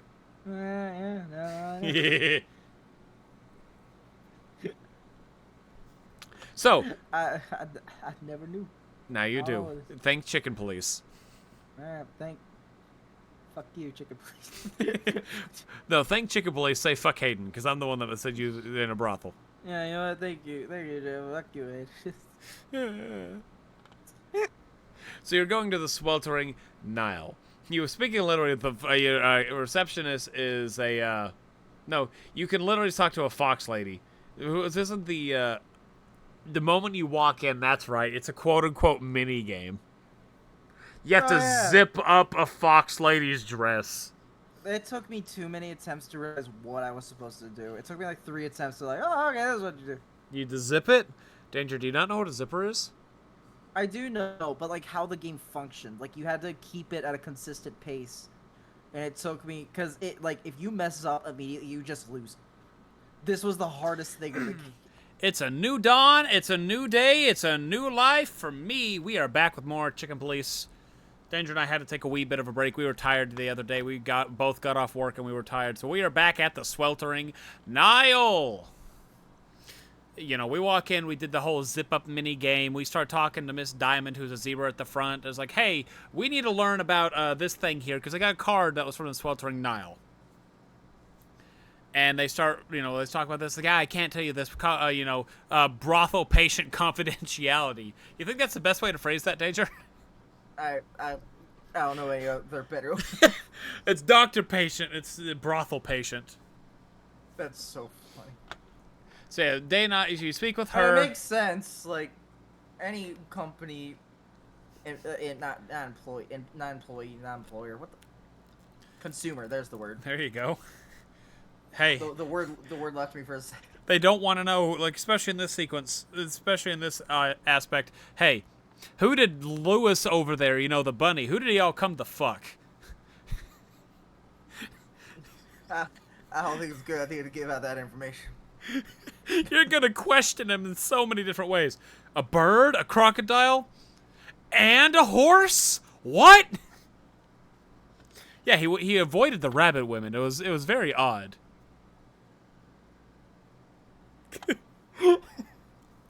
Right? Something that's gonna have to get cut out. No. So anyway, basically after a little bit of conversation with her, you get basically led up to Madame Zavos. Madame Zavos is essentially a big power. She was a spy for a long time. She's the head of the Sweltering Nile. She uses it for a whole bunch of things. She is a spy for the royal family. She's messed with the royal family before. She knows a little bit about them. And she is essentially the same power as Ibn Wessler. Like, it's one of those, like, this side of town is controlled by good old Wessler. This side of town is controlled by Madame Zavos, who was a giant crocodile. Let's just get that out of the way. She's a crocodile. She was very intimidating the first time I saw her. Wearing a fur coat. Yeah. She should have been wearing scales. That would have been... I know, but... Could you imagine she walks in wearing just crocodile leather? Ah, hello, boys. Madam? What are you wearing? Ah, this is my ex-husband's. This is my ex-husband. Your ex-husband's? No. My ex-husband. So yeah. I think one of the creepiest things, like, because here's the thing, already, I will say another thing as well. I've already complimented this game several times, but the character designs are cool. But dude, it was just eerie seeing her wearing a fur coat in the world we're in, because obviously, as you go the whole thing of, well, technically all clothes are made of some sort, could be made of an animal, but then that one is literally just a fur coat. Imagine like a person wearing skin. That's how I saw. Well, I mean, you also got the fake stuff. Is she wearing a fur coat? Unless I'm insane. No, you are, but... Where are they? I mean, yes, but also... Okay, she is wearing a fur coat. I didn't realize that. Yeah. I didn't look that closely to her attire. I noticed because I think the character design is really cool. So yeah, she's wearing... I mean, you have the fake fur and all that stuff, and also... Also true, yeah. Fake fur, fake meat. You're right, but what if? I mean, even Marty talks about eating the fake meat, that he's tried it before, and he said, I mean, I want to eat meat. Here's meat substitute. God, by gods, Marty, why do you want to eat us? I don't. But now I know what we taste like. So basically, figure out what they taste like. I mean, because a carnivore made it. Makes sense. It makes sense. There's no further argument. Continue. Okay, so you start talking to Madame Zavos, and you have a few focal points you want to talk about. One is theoretically Natasha, because she's apparently this is where she's come from. They know a little bit of that. They know she's come from here. They want to know if she's in cahoots with Ibn Wessler and who all has come through this place, because obviously they've got a piece of paper with names that could be theoretically match something in what's going on here, because that's what Lewis made mention of, maybe the Sweltering Nile people. So you talk with her, you learn a little bit more about Natasha. Natasha was apparently the last member of the royal family before they all got murdered. Madame Zavos found her, or they found each other, and she took her in and basically helped her get back up to speed. After a little bit of that, after the whole speed thing, Natasha ended up going off and making her own career, which led her into Ibn Wessler. Ibn Wessler fell in love with her. They're a boyfriend-girlfriend situationship. I don't care what it said, they're a situationship, because it sounds like they're really not happy with each other from time to time. Let's see, what else was there? Like I said, last surviving member, she was that with Ibn Wessler, and she was also emailing. These are the 40s. Did you know the emails are around? It's Eagle Mail. Oh my god, emails do exist. Hold on. Okay, headcanon, Danger. All the mailmen are eagles in this game, and they call it email. I love it. I love it. It's It's so dumb, it might just work. So anyway, you learn a lot about Natasha. You learn a lot about Zavos. That she's basically a super high power, like a really high power. Natasha and her, she'd get letters from Natasha, like every 3-4 weeks. But it's been a long time since she's got one. She's getting worried. She's afraid that Ibn has actually done something to Natasha. They ask some more questions, to which Zavos is like, "Hey, I'm gonna go. I gotta go take care of something. You boys just hang out in my office for a little bit." I can't remember specifically what got asked, but they were asking more specifically on Natasha. Like, so, tell me more. She gets up, and now you get somewhat free reign of her room. You look around her room, look at some books, there's a clock. Oh no, there's a puzzle, because you can look at the clock, because the room she went in, she disappeared. This is one of those puzzles. You got to read a book, and you got to get the clock set up to a specific time using books. Yeah, and this is one of the few puzzles, one of the few actual puzzles that are in the game, which I think are cool. Puzzles like these are cool and they're fun. Yeah. And so it is one of the things of, I wish there was more of these, but there were enough to satisfy me. Yeah. Technically not, because I wish there was more, but you know what I mean. For what little there was, they were satisfying puzzles. If they had more puzzles in there, that's what he's trying to say. If they had more puzzles in there to this degree, it would be great. But since there really weren't, like I said, I even went back and did a little bit more watching, and truly the only actual puzzle is the weekend house. And even then, that's just go here, look at thing, go here, look at that. Which kind of sucks. So, anyway, you talk to her for a little bit. After you go in this room that you find, secret room, you realize that yes, she worked for the royal family. Yes, Natasha comes from the royal family. Yes, that little sheet of paper that had the names ties into a book they have. Part of it was ripped out. Anyway, Niall, you say the right thing. You end up infiltrating Madame Zavos's room. And she's like, "Oh, we got them. Okay, good. Now, get them, boys." Because she was going to kill them. And Sonny is like, "Yeah, no, you're not going to kill us. We're going to go expose the truth. We're going to learn all this shit." They then get knocked out. They wake up on a ship that is on fire. And can I say that this is probably my favorite soundtrack in the entire game? That little epic, the da-da, da-da, da, da-da. My favorite time. Anyway, so Sonny bitches, Marty bitches at Sonny, like, "Oh, you always get into the shitty things. I should have known not to join you, but you did. Yeah, I know, you knew I was gonna join you. Anyway, you drag everybody down." He really bitches at him, and Sonny unties rope. This is where another one of the minigame comes in. You have an actual loop, I think it's a sailor's knot, something like that. You have to follow it around, which is hard on a controller. Danger, can we both agree that was hard on a controller? Thankfully, it is very very user friendly. You did not have to be super accurate. Yeah. Thank goodness. If we had to be super accurate, we were in trouble. Yeah. Thankfully, though, there was a little room to mess up. Yeah, so we got through this. Everything burned. We jump off the ship, and they realize, man, we got to go back. We learned all this shit. Well, they get out of the water. They realize they're somewhere else. They talk to a man named Captain Marsh, Uncle Marsh, who's a beaver. They talk about how he saw a bobcat and a ram watch everything go down, and actually were the ones that threw you onto the ship, lit it afire, and then drove off after watching it catch fire.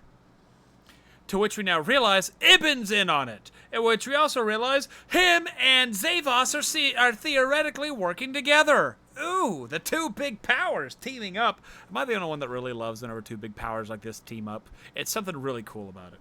I think it's, and I will say, there is a whole genre of it's cool when two big bads team up. But also in particular, I'm trying to like I think. Danger? Yeah. Okay, there you go. We're kind of cutting out. Did I cut out? Whoops. Hello. Yeah, you're back. So, like, there are some of the big Okay, powers weird. that are like that, and one of them I'm wanting to think is in Marvel when it was Loki with Thanos. Even though that was a brief thing right there, but whenever they teamed up for the It brief was period. brief, but yeah, but it was cool. It was brief, but it was fun. And then they started doing that a little bit more. And I was about to say, yeah, typically like it's known from Marvel and DC where villains team up, but it's really fun when you get combinations that are cool and work out well.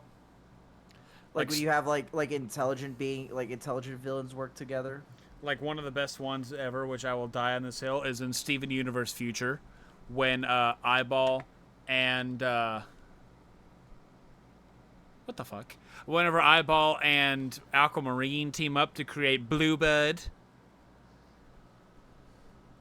I don't know about that. Yeah, well, I mean, that's you don't know. I genuinely do not know about that. Like I'm not making a bit. Okay, it's fun. It's not the best, but it's fun. So anyway, you talk with him, and then you realize that Marty and Sonny are like, "Fuck, we're hurt. We need to go talk to somebody, but we can't go back to the police station.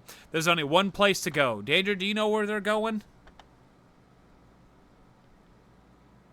They're gonna go get patched up. By. They're gonna go patched up by the owl doctor. What's his name? I remember. I'm a liar. Hold on. You typically are. Not all the time. I'm refusing to look this up. I know. I fucking heard it. I heard a keyboard click. No, you didn't. I swear. Hold on. I'm thinking. I don't know. Hold on. I know it. Go ahead, say it. I don't know. Boobo!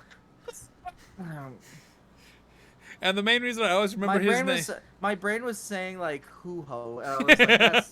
Hoo-ho! That's this child, hoo-ho. Boobo and hoo-ho. Here's the only reason I always remember it is because you have that old TikTok thing of Bebo! What's a Bebo? He's the one that saves us. Yeah. That's all I can ever remember is just Bebo. Bye, Bebo. All right, that's the end of Chapter 2. We're now going to Chapter 3, Out of the Past. So, anyway, you talk to Boobo, and Boobo's like, "Ah, boys, you hurt yourself. Ah, yeah, boys." So, he fixes. He gets you all fixed up, gives you some painkillers. You also learn that the Bobcat and the Ram came there. One of them burnt their hand, and the other one got a cut on themselves, which one's from a spur, one's from the fire. So now you understand that, yep, there is something going on, and they're trying to kill him, but everything revolves around Boobo, because Boobo used to be a cop, but then Boobo also was like a dark cop who would use internal organs and stuff, and like do like Patch Adams, horrible versions of Patch Adams stuff. Patients. Yeah, and then they keep making jokes and stuff about how like he'd eat people. I mean, he is an owl. Owls are carnivorous. So. Let's see here. You also find out that his wife, girlfriend, Ursula Fragaria, which you want to know what's something really funny? People out there, she's a bear. But the moment that they said Ursula, bear popped into my head. She's a fucking bear, isn't she? Bear! I knew she was a bear. I was reminded of Madagascar 3 whenever King Julian fell in love with the bear. I don't know why. What? And that's just all that popped in my head was, oh, she's going to be a bear. Because I feel like in Madagascar 3, the bear is called Ursula. So I think that's all that's popping into my head. Oh, it's the bear from Madagascar 3. If that is the case, that's crazy you remembered that. I don't think so. Hold on a second. I'm going to laugh. I'm looking it up. Hold on. You go on. So anyway, you now go put some clues together to realize that Ibn Wessler and Madame Zavos are working together. You got Natasha's secret is that she's a member of the royal family. And they also got to figure out who is the next one. Sonia. Sonia? That doesn't sound right. I think it's Ursula. It's okay. If I don't see it, I don't believe it. Unless I believe it. But I don't believe it. So anyway. Next thing you know, you got to go talk to Zip, the good old raccoon from his little diner. because he's the one who knows the most, and he also knows like a connected between all three of them: Natasha, Zavos, and Ibn. So then you go on to him. You can go. You have some limited scenes: Czar Club, Sweltering Nile, and the Weekend House. You go back to Sweltering Nile. You can talk to Zavos. She's like, "Oh, look, you survived. You want to try again?" Weekend House. You can go talk to the cops. To which you kind of essentially say, "Hey, yeah, we were here, but we weren't here." Then you have the Czar Club, which nobody can find Natasha. That's quick and easy on them. And also, you can talk to Mort, and you can get him a house by talking to Lewis. I believe is here. Yeah. That's unimportant. If not here, then earlier in the game. It's later. It's here or later. It's here or later. Okay. It's a fun side story for the world building. Because come the end of it,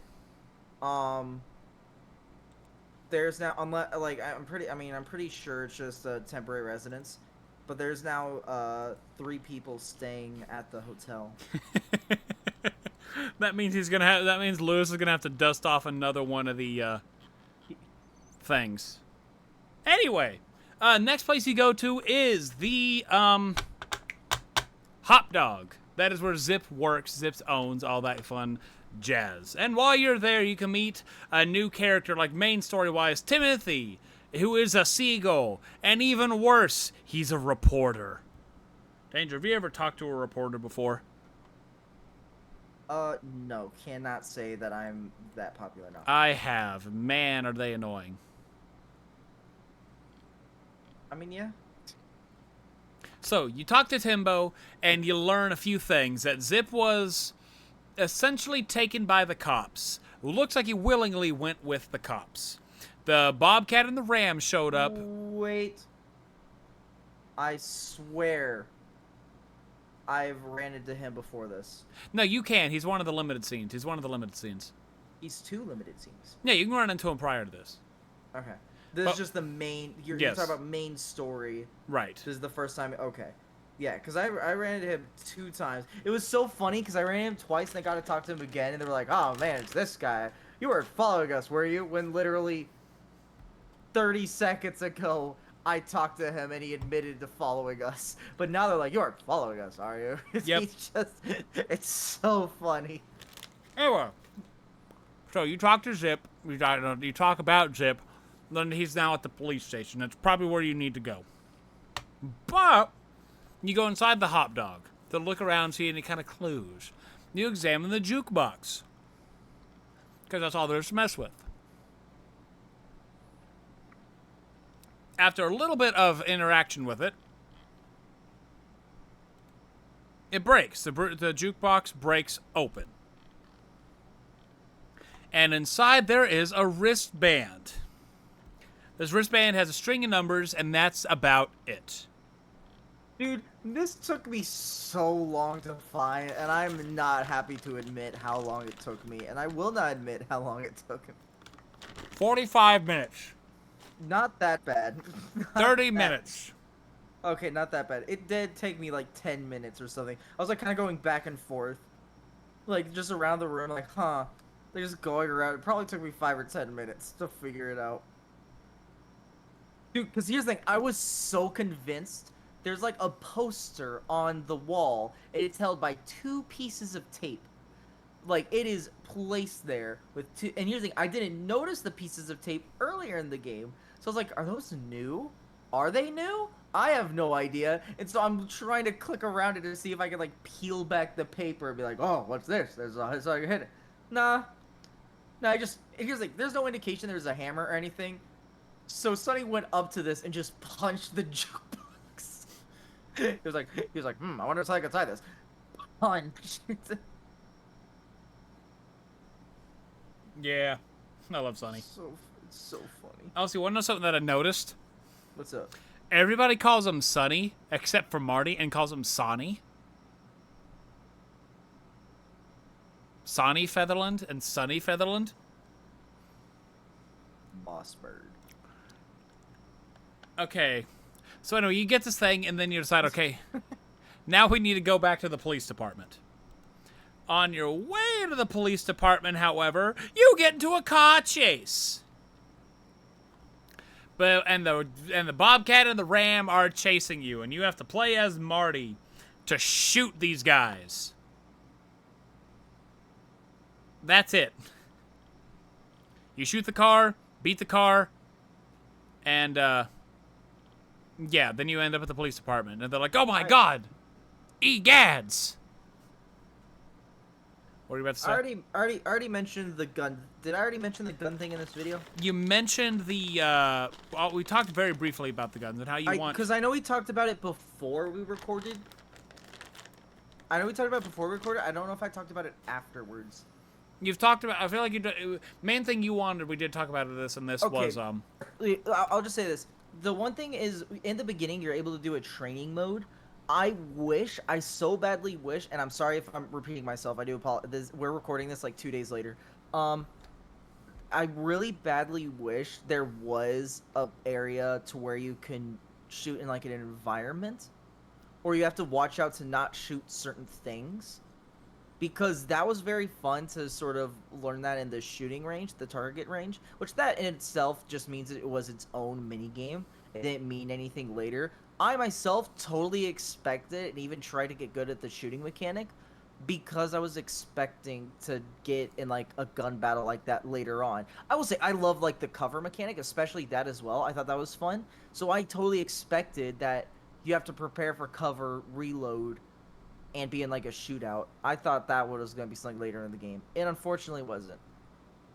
Which is fine, but it's like, there's so much potential. This game has so much potential. You have no idea. I know. Like, whenever, I want to say this. I want to clarify this. Whenever we're talking about, oh man, like this game didn't have this, it didn't have that, it's more on the lines of, I really wish it did because it has the potential. It's a great game. It had the potential to be like freaking amazing, and it still does. It still entirely has that potential for future releases, if they do. But dude, bro, what do you mean if? What do you mean if? If there's a game coming out this year. What are you telling me that Chicken Police 2 is coming out later this year? Tell me more. No, yeah, Into the Hive. Into the Hive? That sounds great. What is it about? It's going into the bug side of it, the Roach Town and all that stuff. Sounds awesome. We should pick it up later this year on Steam, PlayStation, Xbox, and potentially future Nintendo stuff. What the fuck are you doing over there?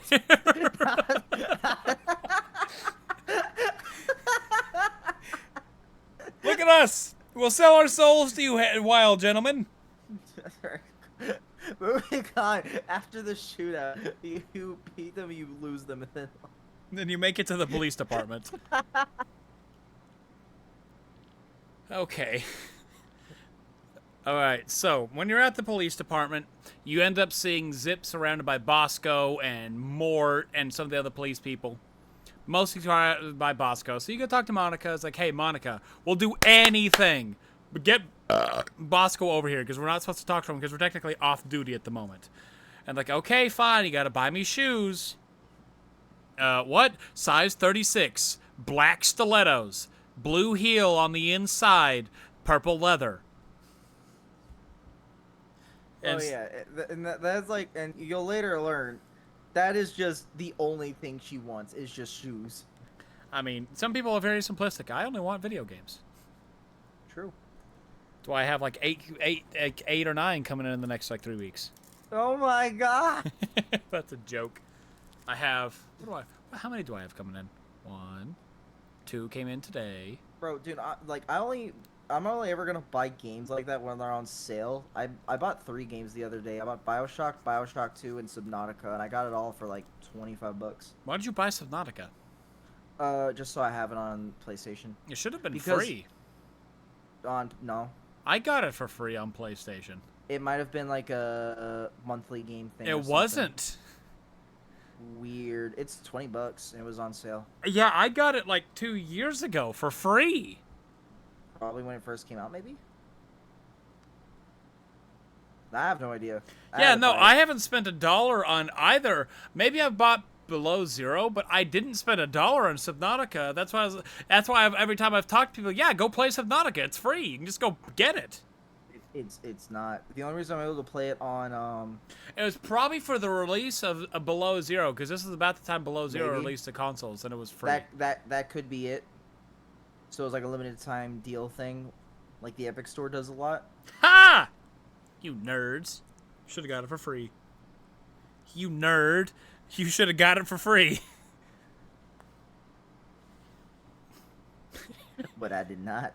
You should have. Did you buy it physically at least? No. Oh.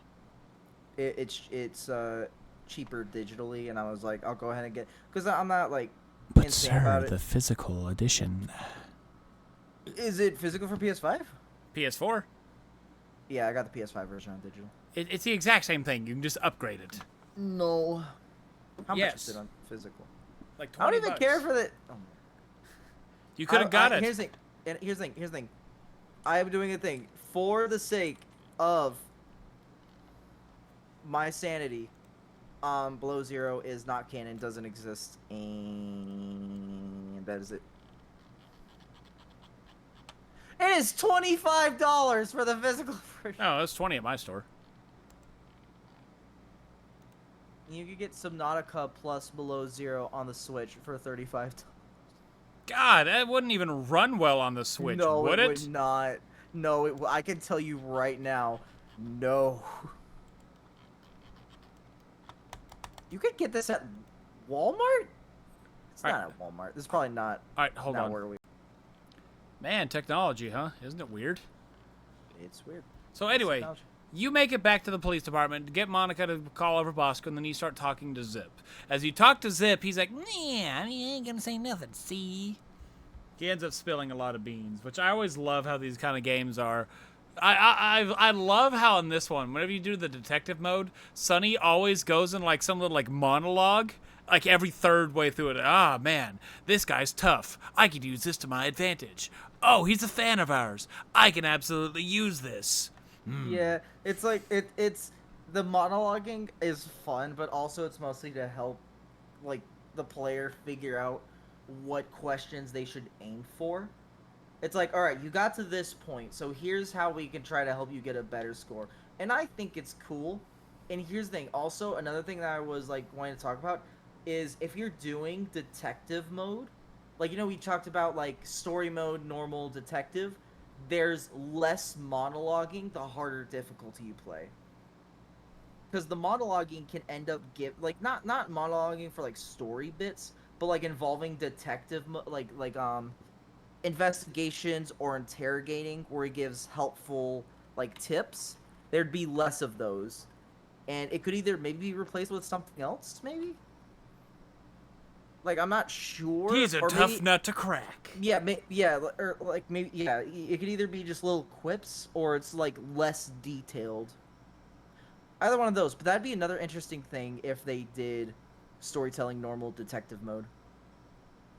Yeah. I won't lie. So anyway, you talk to Zip, you learn a few things. You learn one that Hobart might have had a brother, theoretically has a brother, which if something happens to brother, that's bad because that's like Hobart's like most beloved person ever. You learn that the whole thing was Zavos. Like the Zavos works with Ibn Whistler and they're trying to figure out, and he doesn't know anything like that. They just know, Zip just knows they theoretically are after him because he knows a lot more than everybody else. Maybe I know, maybe I don't. What do you know about it? I freaking love Zip. I try to stay alive out here, and then you want to try to stay alive? I got the cops. It was either get screwed or get screwed. I would rather not get dead. It's either die or probably die. Yeah. Also, I want to point this out because it's one of the funniest things in the game. So, as you're talking to Zip, you talk about the band, the little armband you found in the jukebox. And they say something. Sonny's like, "Hey, I found this armband in the jukebox." "Hey, I don't know what you're talking about." And Marty chimes in, "Yeah, you do. It's the armband that says 846742." Yeah. By gods! And it's like, how do you... He's like, how the heck did you? Like, how did you know that? And Sunday's like... how in the world? Like, no, he was like, how in the world do you remember all that? And Sunday's like, I sometimes question that myself. It's scary. It's amazing, but scary. It's an amazing and it is an amazing yet horrifying spectacle. I don't know why. Marty's my favorite character in this game. Marty's amazing. Like, he's a comedic relief, but he's also the quagmire, but he's also the tough guy. He's everything rolled into one. This is me. Marty McChicken. So anyway, after you talk with Zip for a little bit longer, you eventually realize this is probably a hospital band, but nothing that they understand. So there's only one other person they can go to. Danger, you know where they go back to? Ooh ho. Yes, the Yoo-Hoos. I don't know why Hoo-Ho is the name in my head. This is Danger. This is your persona in this world. Hoo-Ho. Hoo-Ho. If my own OC for Chicken Police is Hoo-Ho. You're an owl. You're like a barn owl. That's just Hoo-Ho. I don't know why. I'm remembering. Hoo-Ho, everybody. Why is it hoo-ho? Oh man, I don't know why it's so funny. Go. So you end up zooming back over to Bubo's place after you talk with Bubo. Well, when you go in, you end up meeting Ursula, who's like, this damn man and his things. I hate all of you. I hate you specifically. It's supposed to be a peaceful night. Nobody's supposed to come in here and fuck with us. But the mighty Chicken Police had to. My God, my situationship man over there was gonna be peaceful. We were gonna go watch fucking Parade of Elephants. But no, everybody had to come in and die. It's 100% how I imagine she sounds. That hurt my fucking head. I took like one breath during all that. Would you believe that was all in one breath? I believe you. Headache. Also, I'm just now seeing the Into the Hive Chicken Police poster. Yeah? And I'm already excited. I know, it's great. Why is there Lady Dimitrescu? Why is there a Fox Lady Dimitrescu? Don't you dare. That is, I swear, the exact outfit. But dude, this already looks great.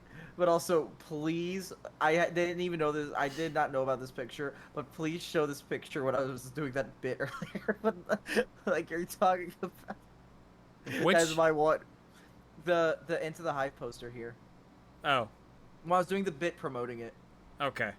Just like have it slowly from the beginning of the bit to the end of it. Like it's slowly like. It just moves across the screen. Either that or fading in. Either one, whichever one you want to do. It is all within your power. But please. Alrighty. All right, thank you. That is my one request. I'll attempt to. Okay, that is my one request. Whichever one's easier. It depends on what time I wake up tomorrow. So. Okay. You talk to after a little bit. You end up you let Ursula know that hey, we won't talk to him ever again. We just got to talk to him on one last thing and figure out what this band is. After that, you can go do whatever, kill him, whatever you want to, whatever may have you. So you end up talking with good old Bubo again. Show him the band, and essentially he's like, the only thing I could really think of is the old asylum on the outskirts of town, which is a long ass trip away. Which that's apparently where his brother. Hobart's brother, Albert Thaddeus Wessler, is supposed to be. So this theoretically could have something to do with him. Knowing that Hobart's part of this, knowing that Ibn Wessler's part of it, this could theoretically be his. So, yeah. You return to Hotel Atlas after you learn this information, get everything set up. And some of these things are kind of blasé, because everything you just essentially learn is you just go through the clues one more time, because you have another investigation. Fill out the clues with Natasha's secret and possible suspects with Ibn Wessler. So you learn that Natasha was a courtesan before she became what she is now. Zip dealt with a body. He dealt with a body and took it to Roachtown. which was the body that was Hobart's brother, theoretically Hobart's brother, and he got eaten, so there's nothing left to say. Can you fucking imagine how horrible that must be? I know he was hopefully dead, but could you imagine what if he wasn't? Jeez. So, on your way to the thing, you're going to this new asylum. You call the asylum, and then you call Marty and let him, hey, we're on our way. Then we're on to chapter 4. Back. All right. So, on the way to the insane asylum. Chapter 4, farewell, my lovely. Once you make it to the insane asylum, you got to speak to Miranda at reception. You start asking some questions about who all is here, what might we find here, and you end up learning about Wessler being here, about Albert Wessler being here. Then you want to know something really funny? What's up? Albert Wesker. Albert Wessler. Oh. That was my I see, immediate I thought see. whenever I popped into it. Oh my god, it's Albert Wessler. And now, I did think Albert, like, yeah. I heard Albert Wessler and I was like, I swear that's a name. I swear. Where have I heard that name before? in a series you know nothing about. That I don't know anything about. Well, a series you know hardly anything about. Yeah, but yeah. The GameCube has an ugly controller. So, you need to go talk to Dr. Quetzalcoatl. Let's see. Interactive stairs. Proceed to the second floor. You meet Dr. Quetzal himself, and then exhaust. Don't forget the ultimate super fan. Oh, the giraffe. That's right. Yeah. What's her name? It Miranda. started with an M. Yeah, Miranda. Yeah. Because but she's. at first You mean with the an name M. I just said?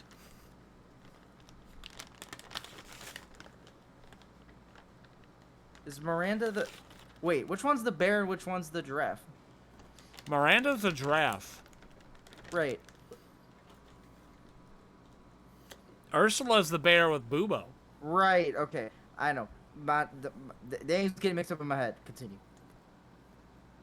We're not even the same species. Names. They don't even start with nearly the same letter.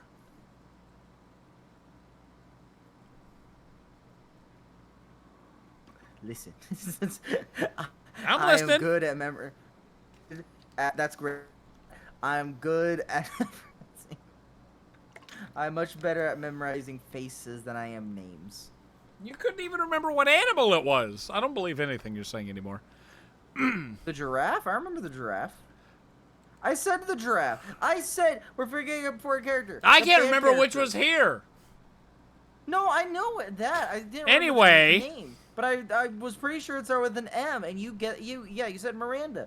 I didn't remember if it was what it was. I didn't remember the name, but I knew it started with an M. I knew that. I knew it was a giraffe.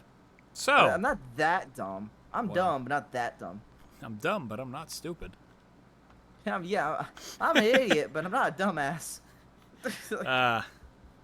And I can go any direction. So, you end up talking, you talk to Dr. Quetzal. To which you learn that, yes, there is another Wessler here. Was another Wessler here. Hobart would come visit him frequently. Like probably once or twice a week he would come to visit him. Loved his brother. His brother was very... Albert is who I'm talking about right now. Was very jealous of Hobart. Then randomly one day, Albert had his tongue cut out.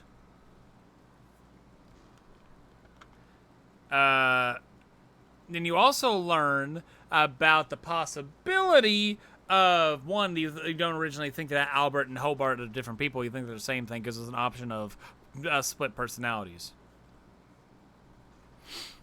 And that there's a whole bunch of lore that comes into this, because a lot of big story points are going to come up here. So there's a painting that Natasha has early on in the game that was made for her from Albert. That was painted by Albert from Hobart to Natasha.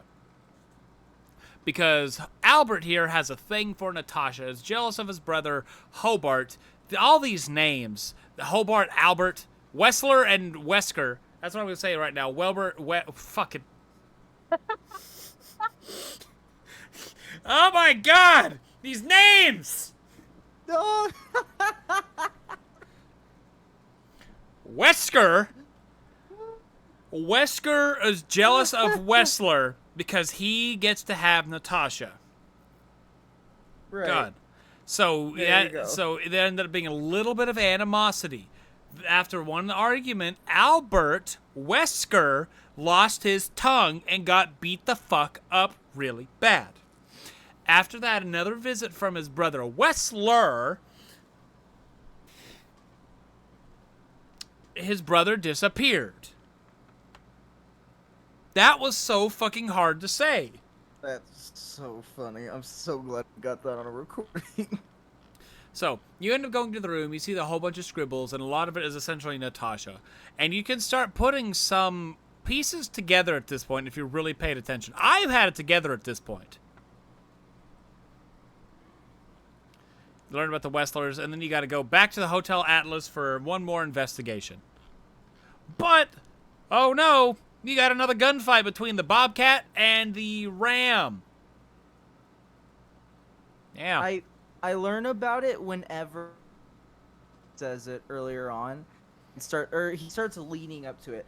At one point, like, I don't figure out whenever he first mentions it, but I figure out when he's like, they are brother. Or they're like, I don't remember if they directly said it, if he directly said it, or if he was like hinting at it. I can't remember which one happened, but it was before you actually like got into the mansion. Yeah, because whenever I picked up on it, it was immediately with the whole, like, brother got mentioned. And my initial thought was a stupid, oh man, what if they've traded places? Yours was in the jail cell. Yeah, yours was in the cell. I didn't realize it until afterwards. So yeah, you realized it sooner than I did. It was at some point where it was like, oh, very clearly, okay. At least clearly, if you're paying attention, somewhat. Or if you're paranoid as hell and think of every plot twist known to man as it goes on. Yeah. So, we're gonna get to that plot twist here in a minute. You shoot these guys one more time, make it back to Hotel Atlas, and you get a brand new investigation minigame. You learn about the painting piece, mugshot with Natasha. Connect those two together. Choose Natasha showed us a painting photo to Ibn and Albert Wessler, the Westlers' fatal love. That both of them were in love with Natasha, but only one of them basically got the thing. And on a fateful night, ooh, yeah. New clue, minigame, talk to Lewis one last time. Get everything planned, because you are pretty much on the final bit of the game. Because we're actually at the end of the game, essentially, right now. You get Marty to join you one more time. It's, Boss Bird, I wouldn't change anything like this. Not for a day of the world. I'm glad the Chica Police are back. Do whatever you need to, whatever limited scenes you want to, get whatever conversations you want to done one last time. And then you can leave for the Wessler residence. Wessler Residence is another one of those places that has a little bit of color to it, because all the grass is green. Just a little bit. Just a little bit of color. Yeah, it's a little bit of color. Dude, there's so much. This is the most color in the entire game. Mm-hmm. I'm pretty sure there's like 3 other shades of color. There's only 2 other times it's the color, and there's only one singular color, and it's been red. Red and green. Red and green were primary colors. Okay, hold on. The other time was there was the sign. I know. Which had other, but then also there was the picture you mentioned earlier on. There's the picture inside the of the king. Oh, the king. Oh, it's like the king the third of something. I'll be honest, I don't care for the king, so I can't tell you his name. Yeah, there's like plot alluding to something later. I'm sure he's gonna have more meaning later in the story. Man, I hope so. Also, people, if you've made it this far around, stick around, because I actually do, I don't think I said this at the beginning, but I actually got to talk with a wild gentleman, like head honchos, Tomas and Bank? I'm pronouncing it wrong. It's like Bonk or something like that. Bank? I'm going to say Bank. but I actually got about 8 questions that I can go through on this. That is still so cool. Yup. That is still very, very cool. So stick around for that. We actually got some insider scoops, which I'm excited for. We're genuinely excited for. So you end up coming into this place. You see the Bobcat and the Ram one last time. It's like, hey, fellas, you weren't able to shoot us, were you? Ugh. You go inside. You talk to Natasha, and you talk to Olivia Blackwig, which is the Raven you see earlier on in the game, which Marty hits on back in the initial time going to the Czar Club. So talking to Natasha and be like, hey, Natasha, you need to be careful. I don't know if Ibn is what you think Ibn is. And after a little bit, Wessler shows up and is like, hey, boys, come with me. We got one final conversation to have. Why not? You speak with Wessler one more time. And have a great plot twist here. I love this plot twist. So you end up talking to him. You start really deducing. Okay, so there's this painting made by your brother, Albert Wessler. Yeah, what about it? It was like shitty art, you know, just all sorts of terrible. And they start picking and prodding, not at Hobart, but at Albert specifically, like everything Albert related. And the plot twist is Albert got so jealous of his brother Hobart, who loved him so much. Hobart did love his brother, but because he got to be with Natasha, Albert killed him. He cut out his tongue and swapped places with him. And I'm sure you know why he cut his tongue out, right? So he can't say anything. Exactly. So he couldn't be like, hey, no, that's not me. That's my brother. And then he killed him because, yeah, what if he says something? Because he tried to scribble and do something else. Because he kept basically trying to scribble and be like, hey, no, this is Albert. Or this is Hobart, not Albert. And eventually he had to kill him, to which Zip took the body over to Roachtown to get him eaten and just mauled apart. Which was such a good twist. Like, I picked up on it earlier. I have weird, insightful things, mostly because I'm paranoid, and I think of, oh, what if this is a plot twist? Oh, what if this is a plot twist? But I had the insight, but I picked up on this earlier on, but the plot twist itself was done very well, because the build up to it is slow and methodical. And whenever the time finally comes for it, it's done well, just executed well, because you know it's there. You're just waiting for it to get said. So he pulls a gun out on Sonny. And eventually, after a little bit more conversation, he gets shot. I believe Marty pulls out one of his guns. He's like, hey, Marty, you know Bertha? I love Bertha. Call her out. Okay. Bang. That wasn't the actual case, because Natasha shot, if I remember right. But yeah. He like, as you're interrogating him, so he plans to shoot you, but then he gets more, like, trigger happy. He's like twitching, he's kind of freaking out, he's getting ready to shoot over time, and then when he's about to take the shot, it looks like he took the shot, because after he did, like, Sonny's eyes go wide, but then it's revealed that Wessler got shot, and it was Natasha who was ready to shoot. And even then, like, even at the moment, Natasha was like, I didn't know who to shoot at that moment. God, you know what, I'm gonna go on a quick side tangent. Like a completely quick side tangent. Don't marry somebody after only knowing them for 3 months. This isn't that person I talked to you the other night about. This is somebody entirely different. Oh, and they're now getting a divorce and apparently going through it on fucking Facebook.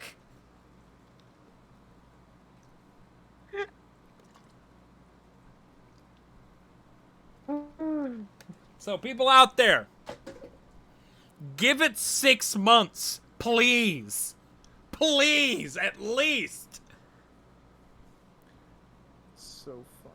Anyway, so he falls and he dies, and everything starts getting explained to where, oh, hey, guess what? This was this was that. And then you have one final get-together talking with a lot of the characters you've seen throughout the game. Timothy, Morty, Lewis, Marty, Phil Marlowe, Bosco, the Echidnas, Blood Boil, all them, until you get to the end of the game. And you talk with them all one last time, and then you beat the game. Cut to him in his little thing, talking to Natasha. I was like, hey, doll, am I ever going to see you again? Oh, not to worry. You'll see me again. It was great to meet you, Sonny Featherland. And then you have a secret ending. Danger, have you seen the secret ending? I have not yet. I'm going to spoil it. I can look it up real quick. It's nothing real. It's not worth it, I'll be honest. Is it not even worth it, me looking it up right now? Let me tell you what it is. It's the hallway leading to Sonny's room. You see a shadow outside of his door. You know who the shadow is? Is it Molly? It is Molly. That is amazing. And she's about to knock, and then again she goes away, and that's the end of the credit, and then cuts the credits. Man. Oh yeah, also, you cut out the entire ending of, like, number one, all the live action scenes. Live action through the roof. No face, though, but so much live action. We've talked about that already. It's like this game... I know, but then also on top of that, there was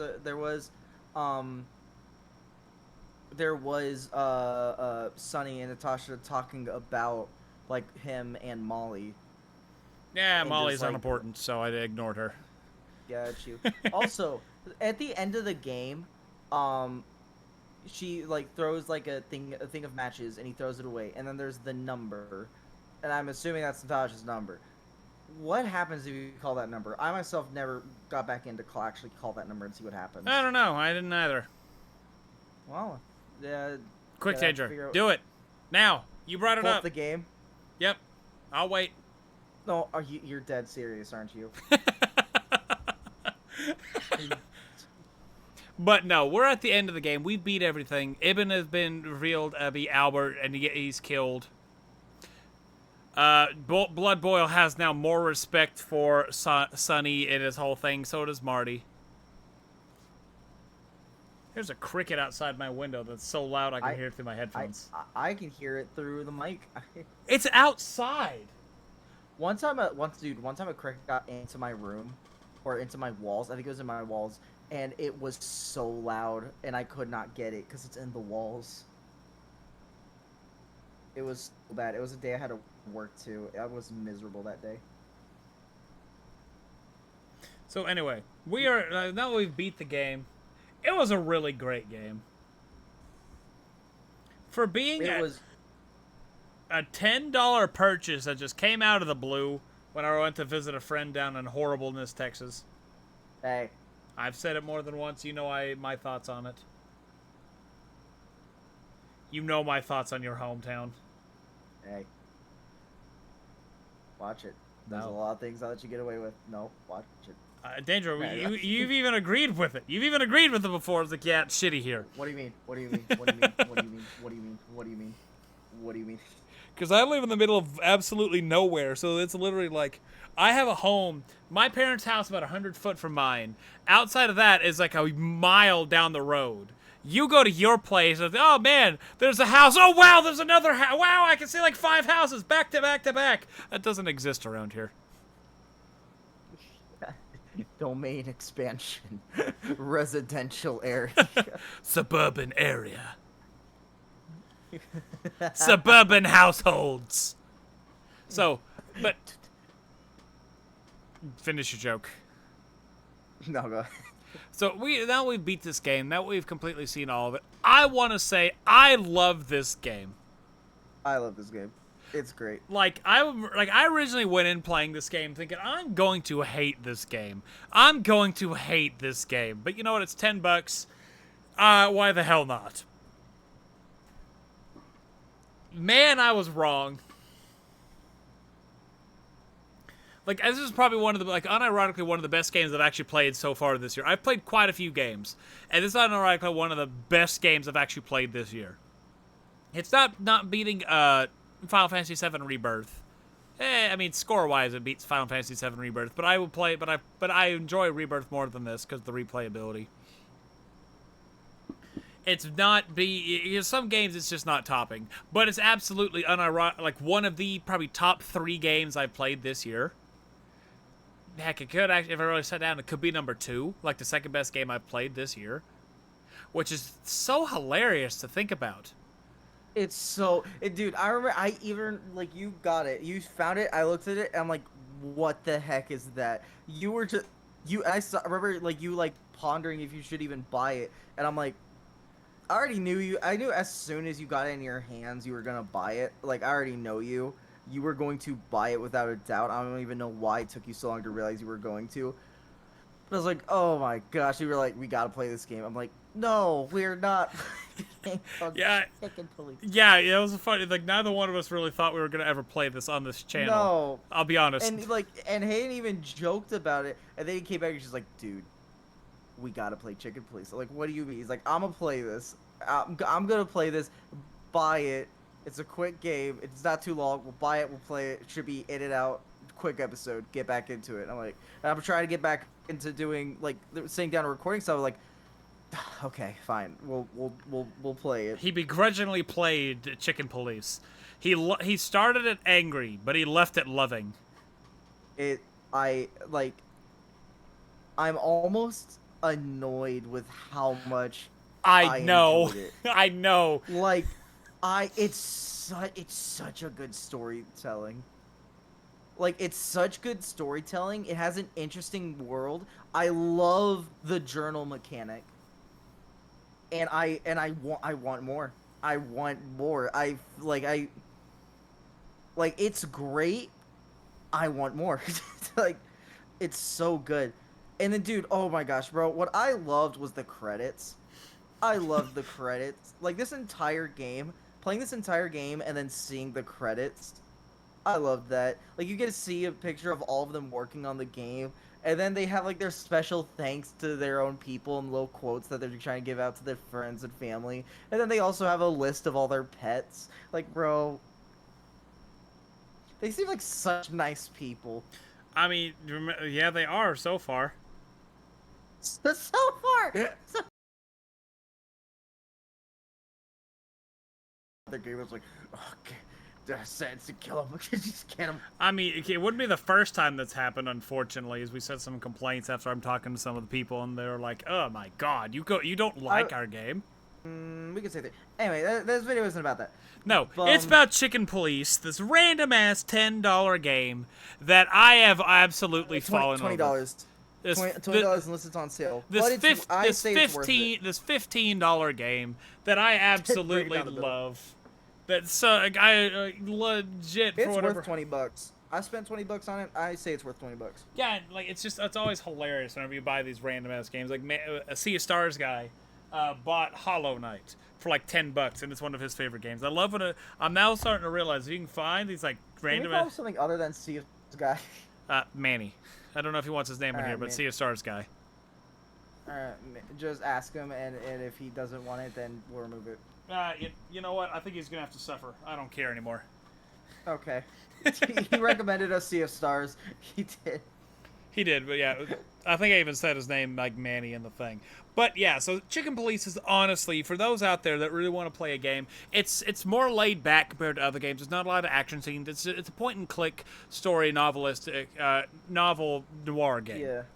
This is why I've clarified it. Like, since the beginning, it's a story game. Yeah. Like, going into this game, I already expected it. Like, it clearly looks like a point and click story game, and it's the way that I feel like is a proper way to phrase it is it's almost less of a game than a point and click. So it's why I'm phrasing it as a storytelling, not a point and click. Because it almost feels like it doesn't even feel like a point and click. It feels like storytelling specifically. Because point and clicks, typically you can even with that you have like inventory, like a huge inventory, or you have to build a bunch of puzzles and whatnot, and et cetera, et cetera. This game was more hefty on the storytelling side, so that's why I'm really harshly phrasing it as that. But it's also because I'm going to be ranking it as such for our ranking system, and for any future games that are like this, it'll sort of be based on this game. This will be the base game for storytelling. Yes. Which, yeah, and then same thing with like how Life is Strange is a storytelling game-ish. I don't know. I feel iffy about putting that one on storytelling. But It's also, a story. I think about it. It is a storytelling game. It is a storytelling game. Yeah. A low rank on my system for storytelling, but we got the this game. Now we got I'm already spoiling it. A higher rating game compared to Life is Strange for me. So I guess we'll go into our scores. I'll read our final question. I'll read my 8 questions, Yeah, and then the Games and Gamers exclusive. Yeah, I know, which is great. So That's so cool to say, bro.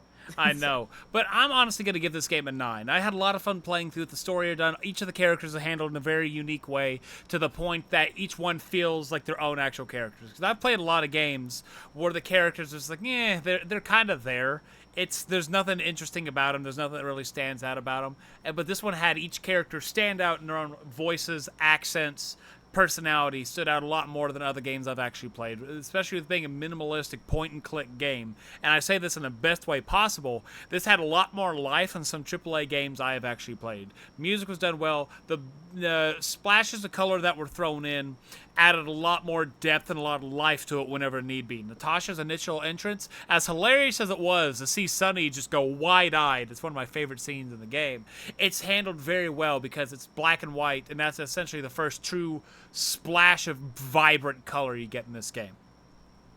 When everything it handles in this game, it handles very well, and it's honestly, like I said, one of the best games I've played this year, and I'm gonna give it a 9.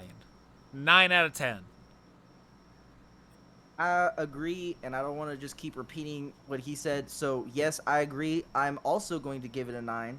And I think this is a good way to, if we ever get another good storytelling game, does it compare to this? Does it compare to this game? Also, every time we get a game and we rate it, like, what's the thing that we're missing? Again, it's a 9 out of 10. If it had, as I've said before, like, storytelling, normal detective, and then as the harder it gets, there's maybe more puzzles, or it's harder, like the investigate or interrogate between the two. If it would be more difficult, maybe that would be very fun and add sort of a challenging bit to it, which again, that's just for I enjoy difficult content myself. But then also, not everyone does. And so it's why there should be a storytelling mode for people who do enjoy. Because I entirely think that's the audience they were going for, was to tell a story. And they demolished it. They succeeded in doing that.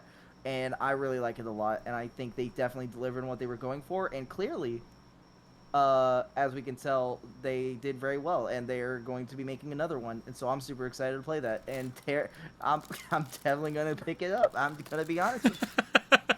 I'm definitely getting it. And one of my favorite things in game, or actually, let me rephrase. My favorite things in media is character building and voice acting.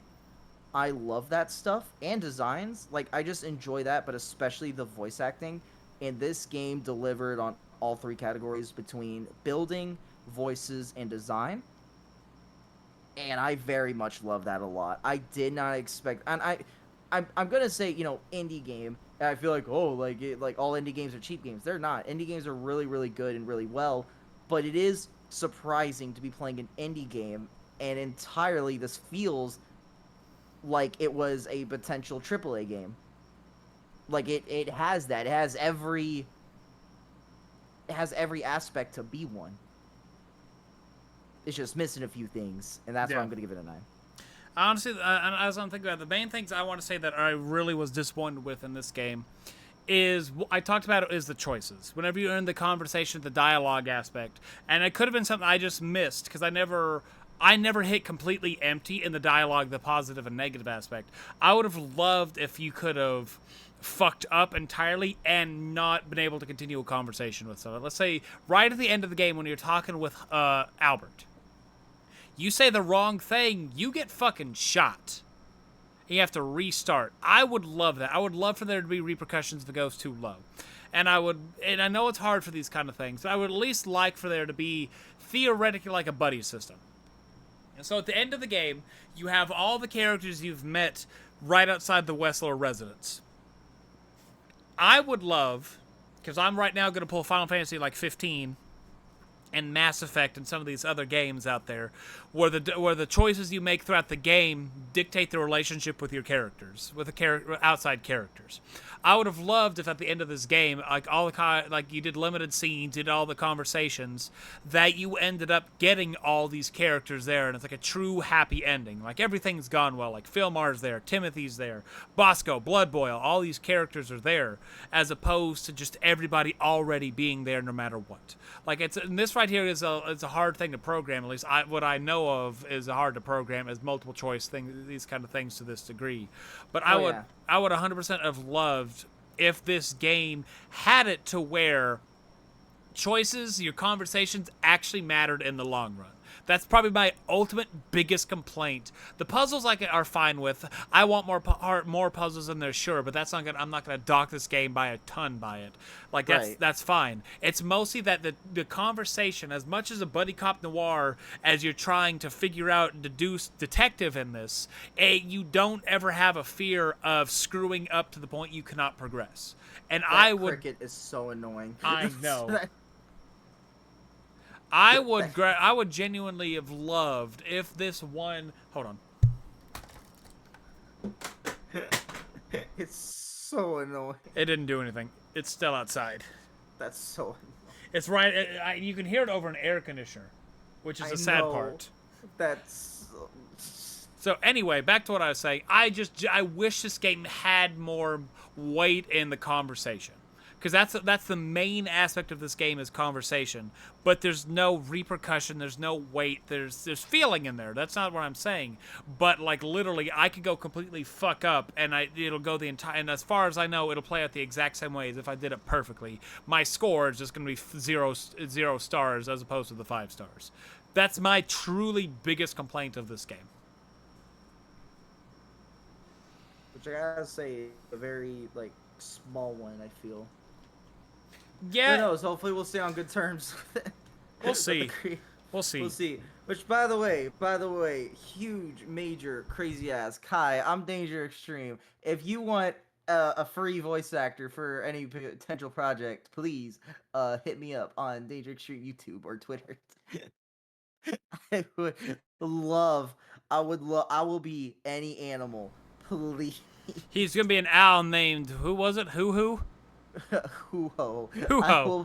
I will play an owl named Hoo-ho, please. All right, and now that we're at the end of this, before I unveil our next game, I ended up getting in contact with. I finally got the cricket to shut up. I got in contact with the head honcho, Balint Bonk. I cannot pronounce his name, so I apologize. You were butchering it. Probably. Probably. But I asked a handful of questions, and I'm gonna say the ones that I'm gonna say some of them. So question 1 is I asked what inspired Chicken Police to be made, and originally when this whole idea started, it started out as an animated film script, then a short story, and then a novel.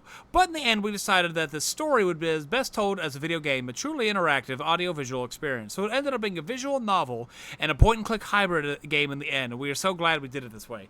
That's also the funny, great thing, is there could have been a movie about this?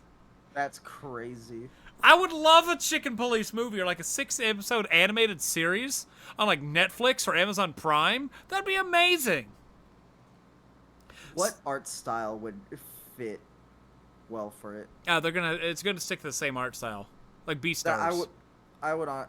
Dude, that'd be great. So, from Paint It Red, this was question 2. What was probably the hardest hurdle in the game to overcome, as games always have that one thing? The mini-games were perhaps the most challenging, as each one is essentially a separate game with its own rules and controls. For what small proportion of the game actual playing time they represent, they were a lot of work and with a lot of problems. However, they are inherent to the genre and add a nice boost to the pacing of the game, so you can't skip them over either. I agree. I wish mini games were handled very fun, were spaced out well enough, and I'm glad that they did it the way they did it, because there's some of these games out there that they could have not added it at all. They could have flooded it with mini games. That too, like flooding it with the exact same. Because if you look, there's some puzzles and there's like the fun gameplay aspect. It's different, and they added it, but like you're saying, they didn't flood it. Right. So I am glad they have some at all. Which again, I'm like, man, I wish they had more, but also they could have had none at all. And so I do appreciate what we got. I do appreciate it. Right, I'm always going to be down for some mini games. It's like I've played some games where it's just flood after flood after flood of mini games that are point and clicks. But I'm glad that this one is, I say it handled it very well. Question 3: for the main characters, was Sonny always going to be the main character, or did you run through a few scenarios and land on him?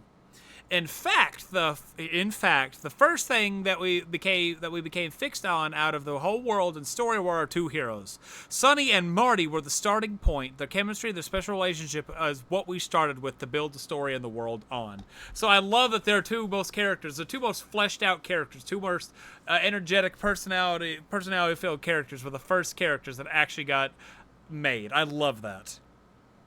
Yeah, they were. They definitely, especially with the title Chicken Police, they definitely were set on these characters. Yes. It's like how I made Danger X years ago, and to this day I've made my like social media name off of him. I've made like 4 different variations of him. I finally have a set one. Now I'm able to get artists to work on it. So I have the same idea of a concept of you just have an idea and you stick with it. Right. As a mediocre little writer right here, I can agree with a lot of that. Because one of my books that I'm trying to get published either this year or next year. Right now, I'm trying to get it published. I want to get a book out there. Is Give and his story. I came up with a story back when I was like 12 years old, and he's just slowly expanded into something better. So, question 4. I asked for you two. I don't know if this is both of them answering because it's kind of like a combination of it. But for you, who would you say is your favorite character you had made in the game? And the 2 protagonists are definitely favorite as well as Natasha, the classic femme fatale character of the first game. A spoiler right there. In case you didn't know of the first game. She was great to write, photograph, and all in all make. Also perhaps 2 of the more comical characters, Bubo and Zip, both of whom we loved and the fans loved too. Zip. I love Zip. Bubo's also hilarious, but I love Zip. Is Zip my favorite side character? He might be. Zip might be my favorite side character. Ever. Ever. I would love to just sit down at the hot dog and get a cup of coffee and talk to Zip. That sounds amazing. Okay, so my last few are question 5. These next 3 tie into the Hive. So these ones are going to be more related towards the sequel game. So if you don't want to hear about this, I would say maybe click to the end, hit that like, or at least skip ahead like 10 minutes or until like we have like 3 or 4 minutes left, so we're discussing the end of our game. And this is one you got the A-OK to talk about? Yes, everything I've talked about is the thing I'm okay to. Okay. So, will the next one, will it be required to play Paint It Red before Into the Hive? Or could someone play it standalone without any issues? This was the main thing, just in case. Because part of me really didn't expect you to play this game, so I was asking on your behalf. Okay. And so, Into the Hive is a fully self-contained game. Of course, it has a lot to do with the first Chicken Police characters, events, etc., but you can get into the world we created with this game, and you will understand it perfectly and find your place instantly. It can even be fun and interesting to play the series in reverse order. That's one of the reasons why it's not called Chicken Police 2, because it can be played on its own, even if it is actually part of a series. So I'd like that it's standalone. It's essentially its own little standalone that, yes, characters and stuff, you'll be like in part 1, hey, I remember you. But I like whenever they don't make it entirely weigh on it. You can pick it up at any point. I will say this, that is a very smart strategy involving, like, books. In general, and I mean, clearly, as they've said, this is, like, based off a novel, and as we phrased, is definitely a storytelling aspect. And so having a book series where you can pick up anywhere, like, I think one thing I enjoy, like, doing that is also, like, comics. Like, plenty of comics do that as well. And so I really think that's cool that they're going to have it. Because I didn't even think of it like that. That's very cool. They could pick up a future game, and it's of a series. And while, yes, there can be, 1, and then 2, and then 3, like, I don't know, like Paint It Red, Into the Hive, Out of the Woods, Surfing the Ocean, gliding the sky, I don't know. But these could be at any points in time. Yeah, it's like a cartoon. It's like they're self-contained Right. episodes, but they all do Right. but they do tie in, which we're actually gonna be getting into here in a minute. So, question 6. What all new things could we expect into the Hive? New gameplay mechanics? Possibly a choice system? There will be some meaningful choices, yes, which I'm glad with, and an almost RPG-like quest system, too. Ooh. With both main and side quests to uncover. In addition, there will be more item usage, and items can be examined in full 3D. And we've also changed the interrogation mechanics a little bit. I'm excited about that one. I'm so excited. Our goal was to make it familiar to those who played the first game, but have something new. There are a lot of visual tweaks and novelties in the game, but we don't want to spoil that. Please don't. I'm so excited. I'm weird about spoilers. I'm so glad you finally fucking admitted it. You finally admitted it. I've been doing this for over a year, and you finally admitted it. Admit what? I have it on camera, so we're good. For what? What did I say? All right, so question 7. What details of the new game are you guys willing to say that you're most proud of? In the second game, we have insect characters because they are an integral part of the story. We are very proud of them. They are extremely difficult to make because it is almost impossible to take really good, high-resolution photos of insects. So we combine photos of 3D models to get final result, and we think it came out really well. In addition, the Hive itself, within the city of Clawville, will be a really special place to visit. So I'm excited to see, because the fact that they point that out specifically, nothing outside of that, like they could have said, like, we're excited new characters, anything like that. Like, specifically, they just say insect characters, and they talk a lot about the end of the Hive aspect, like a new area we're supposed to be exploring. I'm really curious on how, like, since that's singled out specifically, what is going to come about with that. So I'm excited for that. So, question 8, this is the last question.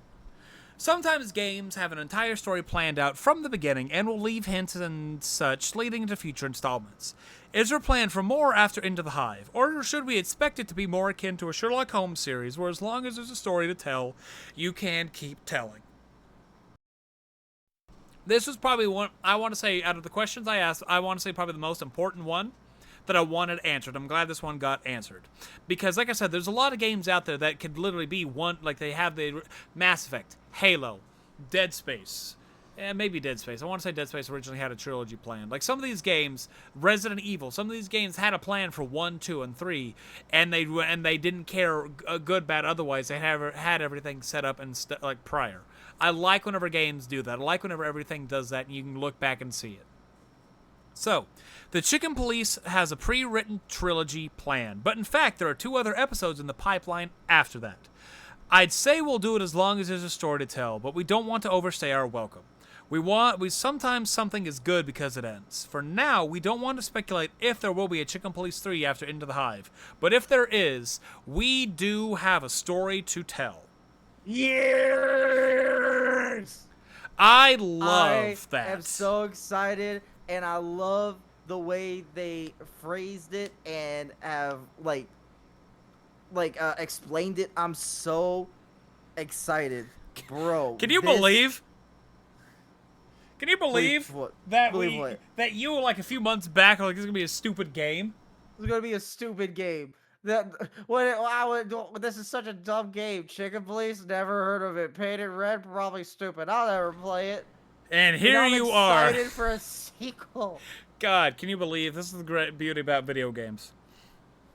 Gosh, I take everything back I said about Chicken Police. I take everything back. Bonk and Tomas, I thank you guys so much for actually answering my questions and giving us a little bit of inside information. This can also be public information. Who knows? I don't. But if it's not, either way, I thank you for answering my questions. Danger here had no hopes. I originally didn't plan on him being here. I'm so glad he liked it. I was expecting him to hate it, but I'm so glad. I was expecting to hate it. But I thank you guys so much for allowing me to ask you guys some questions. Like I genuinely love this game. Like I'm not even trying to I don't suck ass in any way, shape, or form. Right. Like, if it's bad, I'll tell you it's bad. yeah, I will too. I've had my ups and downs with developers and all those things. I'll say it right plain there. I think it's bad. If I talk praise on it, I'm being 100% honest. This was a great game. I love that I happened to see this stupid game sitting in the middle of there and like, oh my god, I have to get it. And bro, and the reason I'm excited, right, is because my one complaint is I wish there was more gameplay. The next game is going to have more gameplay. I know. My next game might be 10 out of 10 for first-time games.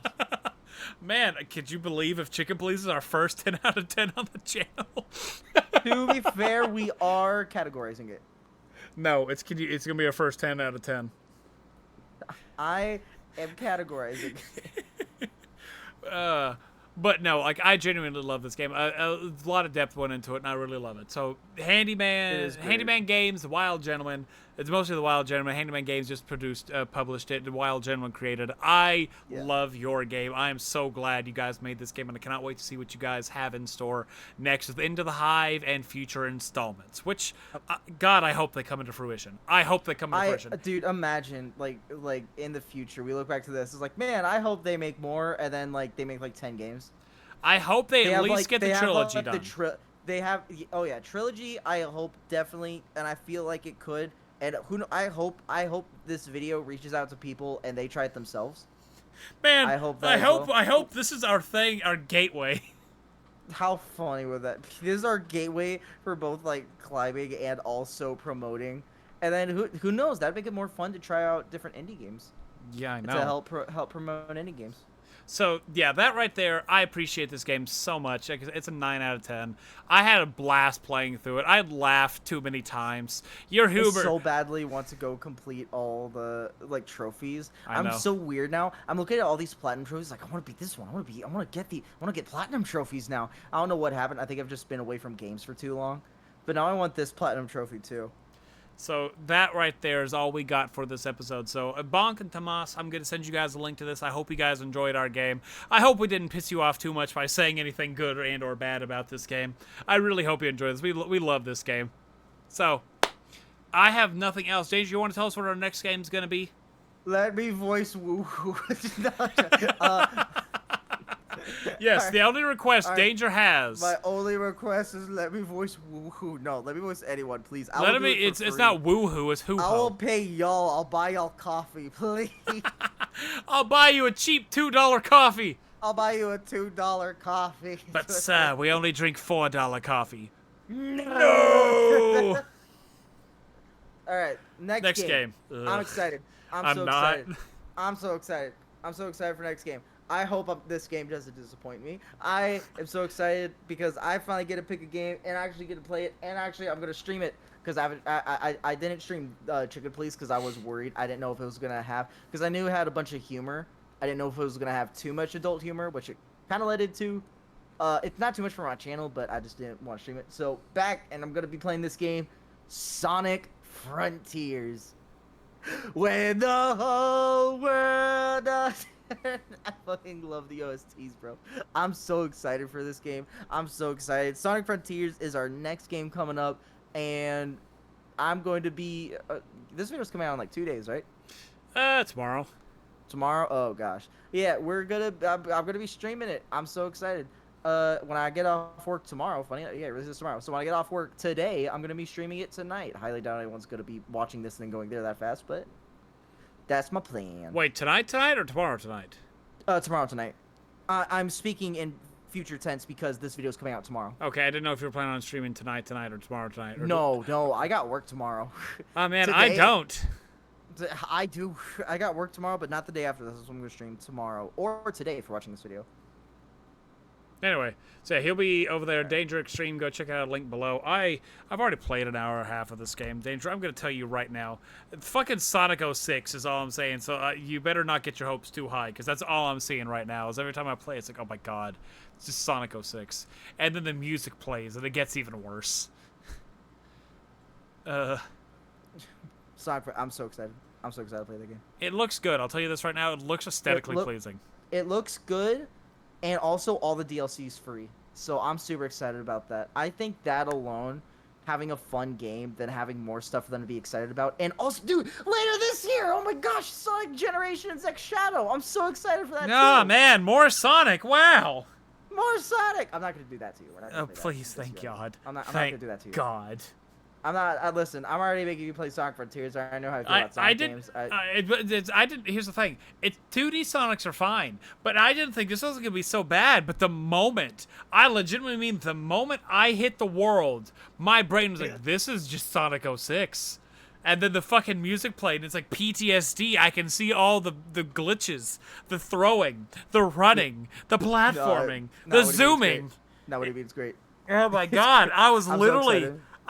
You can go, like, people out there, if you want to go watch my first hour and a half, I'm probably going to upload this on the KH Hauser channel. But, God, it was horrible.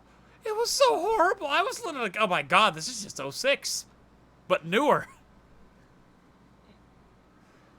But anyway, yeah, so stay tuned for Sonic Frontiers. We'll see you guys back in 2 weeks. See ya. And we're going to hopefully get back onto a normal schedule now that Danger's got his schedule. Yes, it should be. Because, oh boy, Hayden has plans! October and November are already fucking planned. Yeah, we already got one video done. Yeah, and you won't be here for the first half of October unless you happen to get the game. What? But, that's all I got, so say bye, Danger. Bye. Bye, everybody.